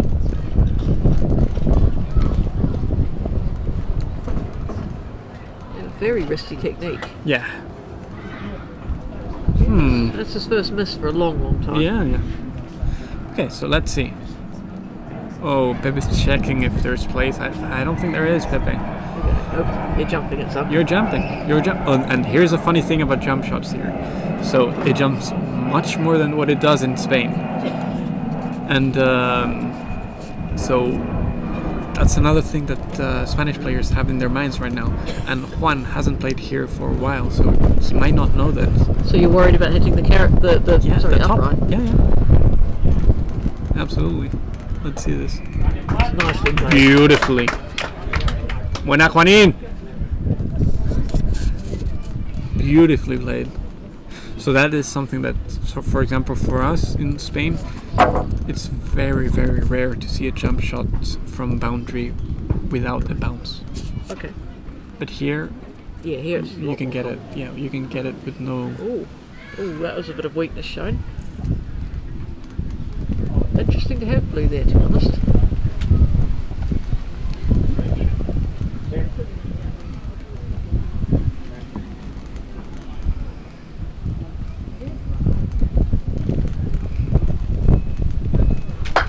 So it shows how quickly the score can turn, because very often if you score an odd numbered hoop, Yeah. you've got some sort of control over the next one. Not always, but very often. That's a great ball from Pepe. And yeah, what they have been looking at doing is Pepe taking position and Juan clearing blue, but I'm not even sure if blue can run it. Would you clear blue? I mean, you're kind of forced to, because if he scores that is very bad. That's a 5-2, and if he. It's a bad blue. He overran it with blue. It just kind of drifted past. There's a bit of wind, which also puts a bit of a tail on it. And that's another one that's gone. That one's gone. Yeah, I don't think. So what do you do with yellow now? I think you have to take a really serious look at what you think about blue. Yeah. I think Which Pepe's doing. I'd be clearing blue here, I think. Blue going into the jaws is just absolutely strong. Well, if blue goes into the jaws, then maybe taking, placing yellow and then clearing black with red. Yeah. It's a little bit risky, but you are kind of 4-2 down. But yeah, I don't know. Yeah, you do have to start doing something a bit more Yeah. aggressive.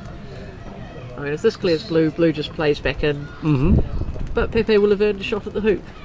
And if there's one person I would like to have a shot from there, I think it's Pepe. And he's also someone that I think could run it down to the next hoop without having to absolutely smash it off the wall.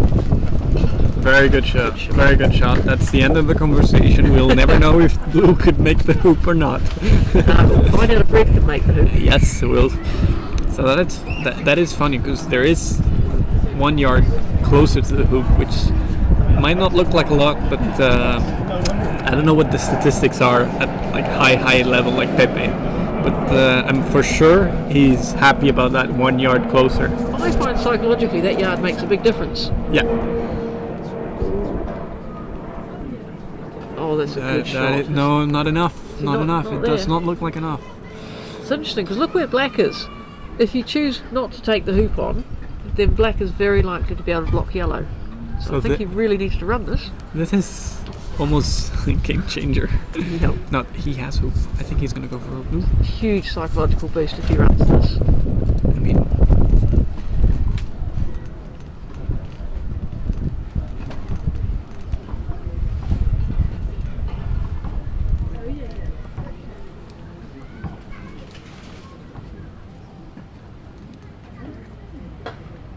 which he does. Fantastic. What a shot! You can hear the Vamos Pepe. Absolutely. There we go. That was a very, very game changer. So Wow. 4-0 down, now 4-3. Which is amazing, because if you think about it, there's not been. I haven't seen mistakes from. Well, maybe that placement. Well, the placement wasn't great, but he still had to clear it with yellow. Absolutely. So I'm. This is where the old style of game used to be really difficult because you could just slam off the boundary and go and go to run the 7-yard hoop. These hoops you have to be more precise with. Yep. So this. It's pretty good black there. Very good black. So Pepe will probably be saying, try and get between black and the hoop. And hopefully he's trying to do that from the right side, because I feel like this hoop kind of turns back into the inside of the lawn. So there are a few turns on these lawns. I've found it that there's more turns on this lawn than there is in the other one. Okay. That's a really, really good shot. Yes. Always. Oh no, it's Stop doing it. okay. So yeah.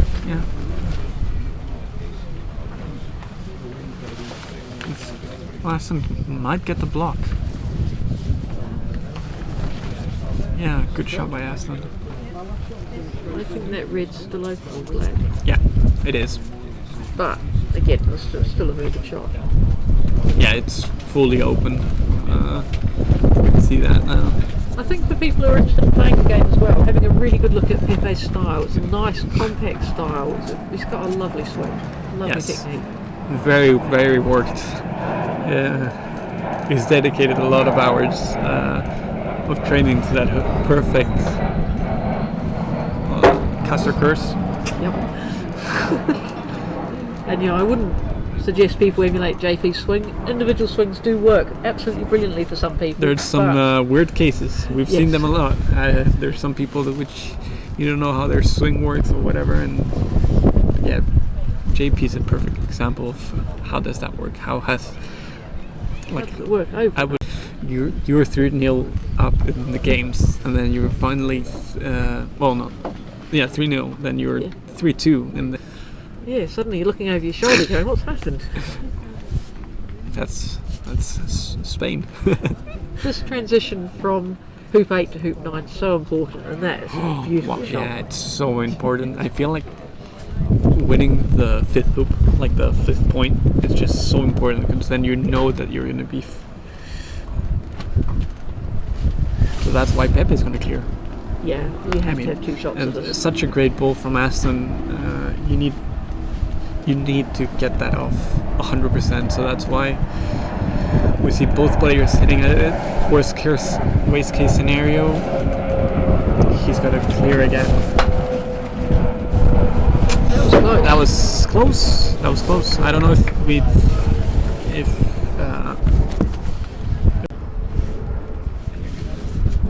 don't know if someone in Spain can message Nicholas and tell us we've still got a feed. Our screen's come off. So I'm gonna check quickly. There's a few issues with Wi-Fi here at Roehampton. No, I don't think they're using that. That was okay. So I think Message Nicholas and tell us we've still got a feed. So we can. Okay, we'll watch. So it's just our screen that's off. Yeah, so 4-all, and 3-2 to England. This is a really important shot. Ooh, I didn't see how. Okay, so. Yay! That was close. So Black just played an absolutely nothing shot. He's trying to block, but doesn't get the block, doesn't get position. Temporarily offline. We're just trying to get back on again. Okay. I'm not quite sure why. We're on the internet still. So. Okay. Which it's still live.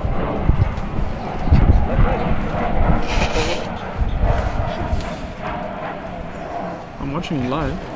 Yeah, we're not that offline. Oh, that's a great shot. Good shot by Aston, takes the momentum back and runs it really well. Wow. That is why we were saying that it was very important. Oh wow. Very important to clear it with either of the balls. Yeah. And if you clear, you're on a short boundary, so the clearance coming back is better. It's definitely not the best. Okay, so Pepe's again, same thing. I think they might have a double here with ball and hoop. They're taking both shots at the double. Yeah.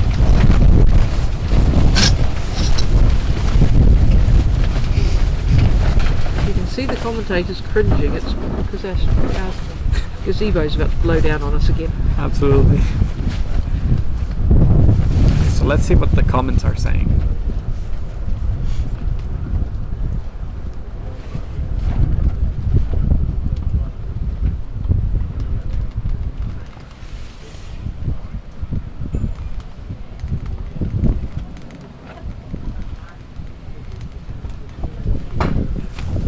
Ooh. Oh. Just Okay. on the outside of that. I think the other side might have run the hoop.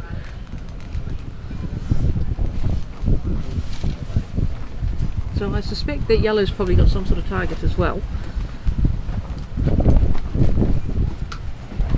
Yes, so Aston and JP checking on it. Also, we're backline. Okay. So yeah, they're checking on it. I mean, one of the things that Tony Stevens, who was a very good New Zealand player from a long time back and still plays, said to us is just close the gate. Don't leave someone an open hoop to shoot at. Absolutely, I think the amount of shots that are made with that last ball, you know, you're like kind of in that desperate situation. You have only one thing to do, which is going for hoop. Yeah, there's no doubts. In Spain we call it león herido, which is like a hurt lion. It's like you never gotta make that lion, like the hurt lion, be against a wall or whatever, because he's gonna attack. And this is exactly that situation. He's gotta go for This is another one of these nothing shots, I feel. You know, Black played down to hoop 9 before and got nowhere near anything. He's trying to stay away from blue, but I'd have quite fancied it being north of blue. Sorry, being south of blue, but being on the same side as blue. okay, Juan. Trying to protect blue in the hoop. Just taking his time. Let's see. Looks that good. well? Aw, Oh no, unfortunate. big miss on the other side. Yeah. That's unfortunate. So likely to be 6-4, but again, you're coming to one of these odd numbered hoops, and if you can run that well, it's Maybe that's why JP was there with Black, trying to gain a little bit of distance towards the next hoop in case there's a really good could have been. placement with. Ooh, that almost didn't make it through. He doesn't want to get in the way of Aston, but I just fancied him going back a bit, being in front of the hoop, though, protecting Aston as well if Yes, he yes. could. See what they can do here. I think they definitely don't want Pepe to make this this last hoop shot. That's why Black is going to try to clear, I believe. They just had a quick conversation, so it's unclear. Very often what happens here is that Black will take position and Blue will clear. Yep. Yeah, that's what Which is the it's case. Now Yellow clears Black. Well, Yellow has a shot at Black, Blue has a shot at Red, and we'll see what's left in front of Hoop 11 after that. Ooh, this seems like a placement. It does, doesn't it? It does, because I haven't seen him move. Yes, as I was going to say, he didn't move the ball forward, so it was impossible. Oh dear, I hope he hasn't Oh blocked no. that. Oh no. That's going to be a disaster. So That yeah, is not looking good from basically our saying angle. Red's not in a fantastic position, and in fact if Red gets cleared, it's not necessarily going to be that much further away from Black than Yellow is. So it's taking a much better position. They really need to run this hoop with control down to the next one. And I'm a little bit worried about that. Whether Red can see Black to clear it. Red can always run its hoop if it's left there. Oh, Aston's gonna go for that red.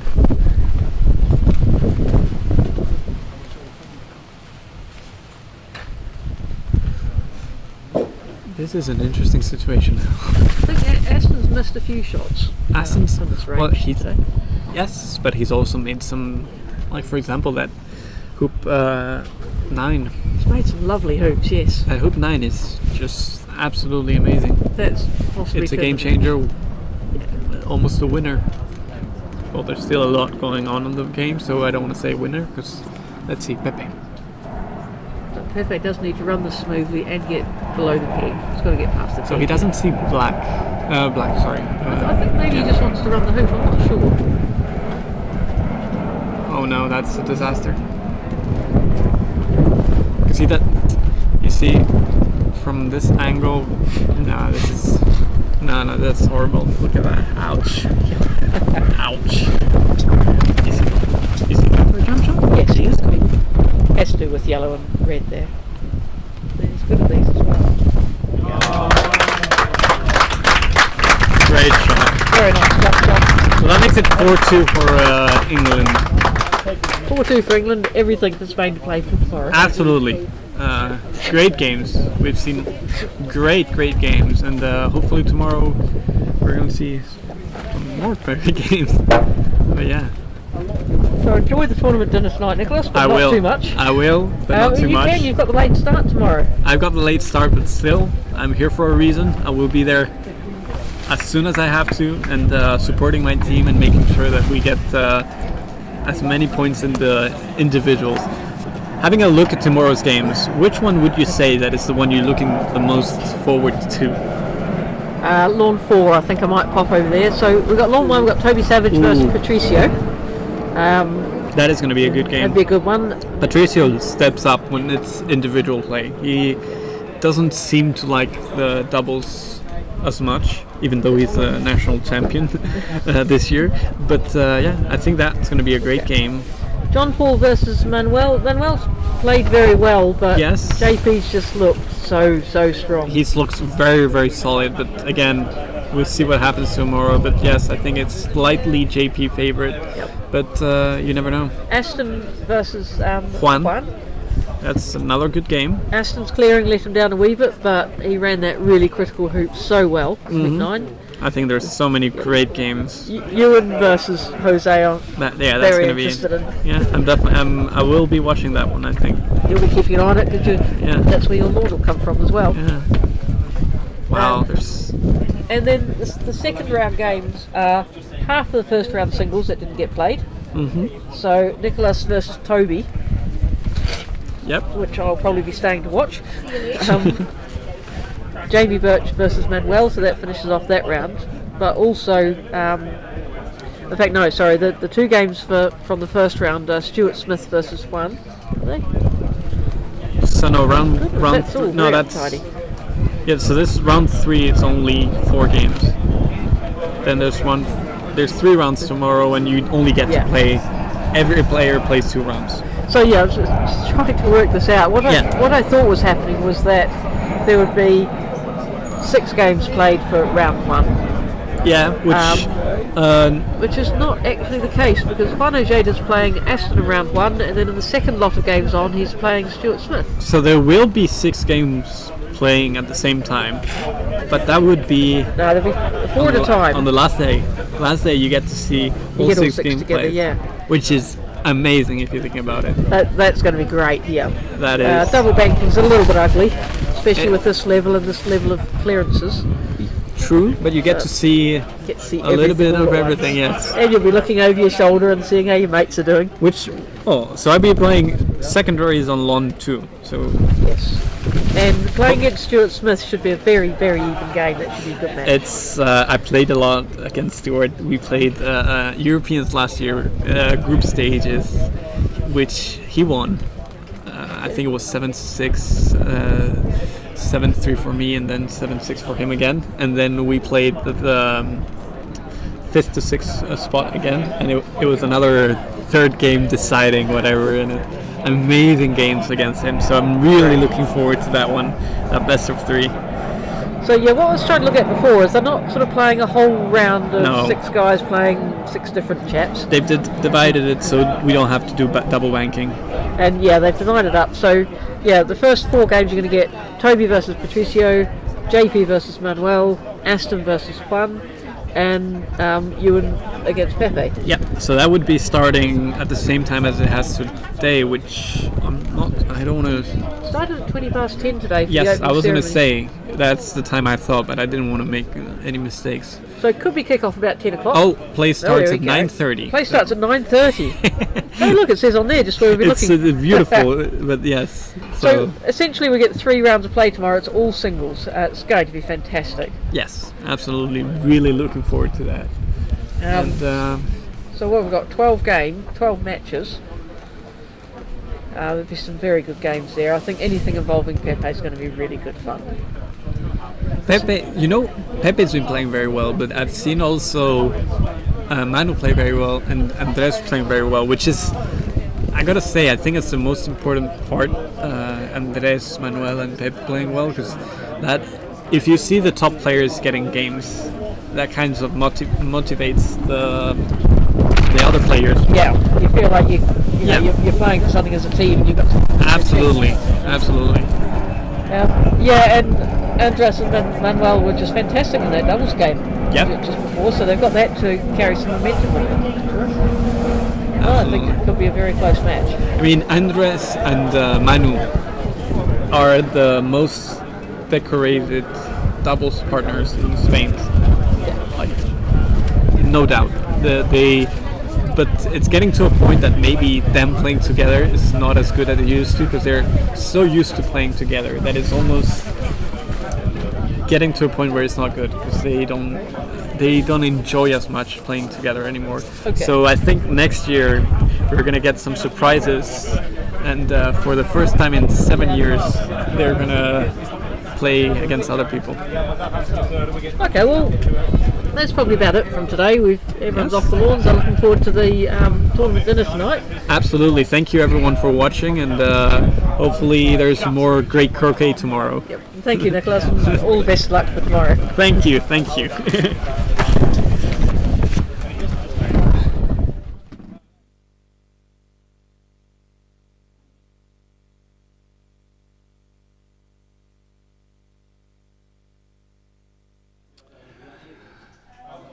Right, that concludes the day one of this test match. Thank you for your company throughout the day. Looking forward to a fully loaded matched game tomorrow, 3 rounds, and play, just to confirm, play starts at 9:30. Thanks so much for your company, and we look forward to having you tomorrow.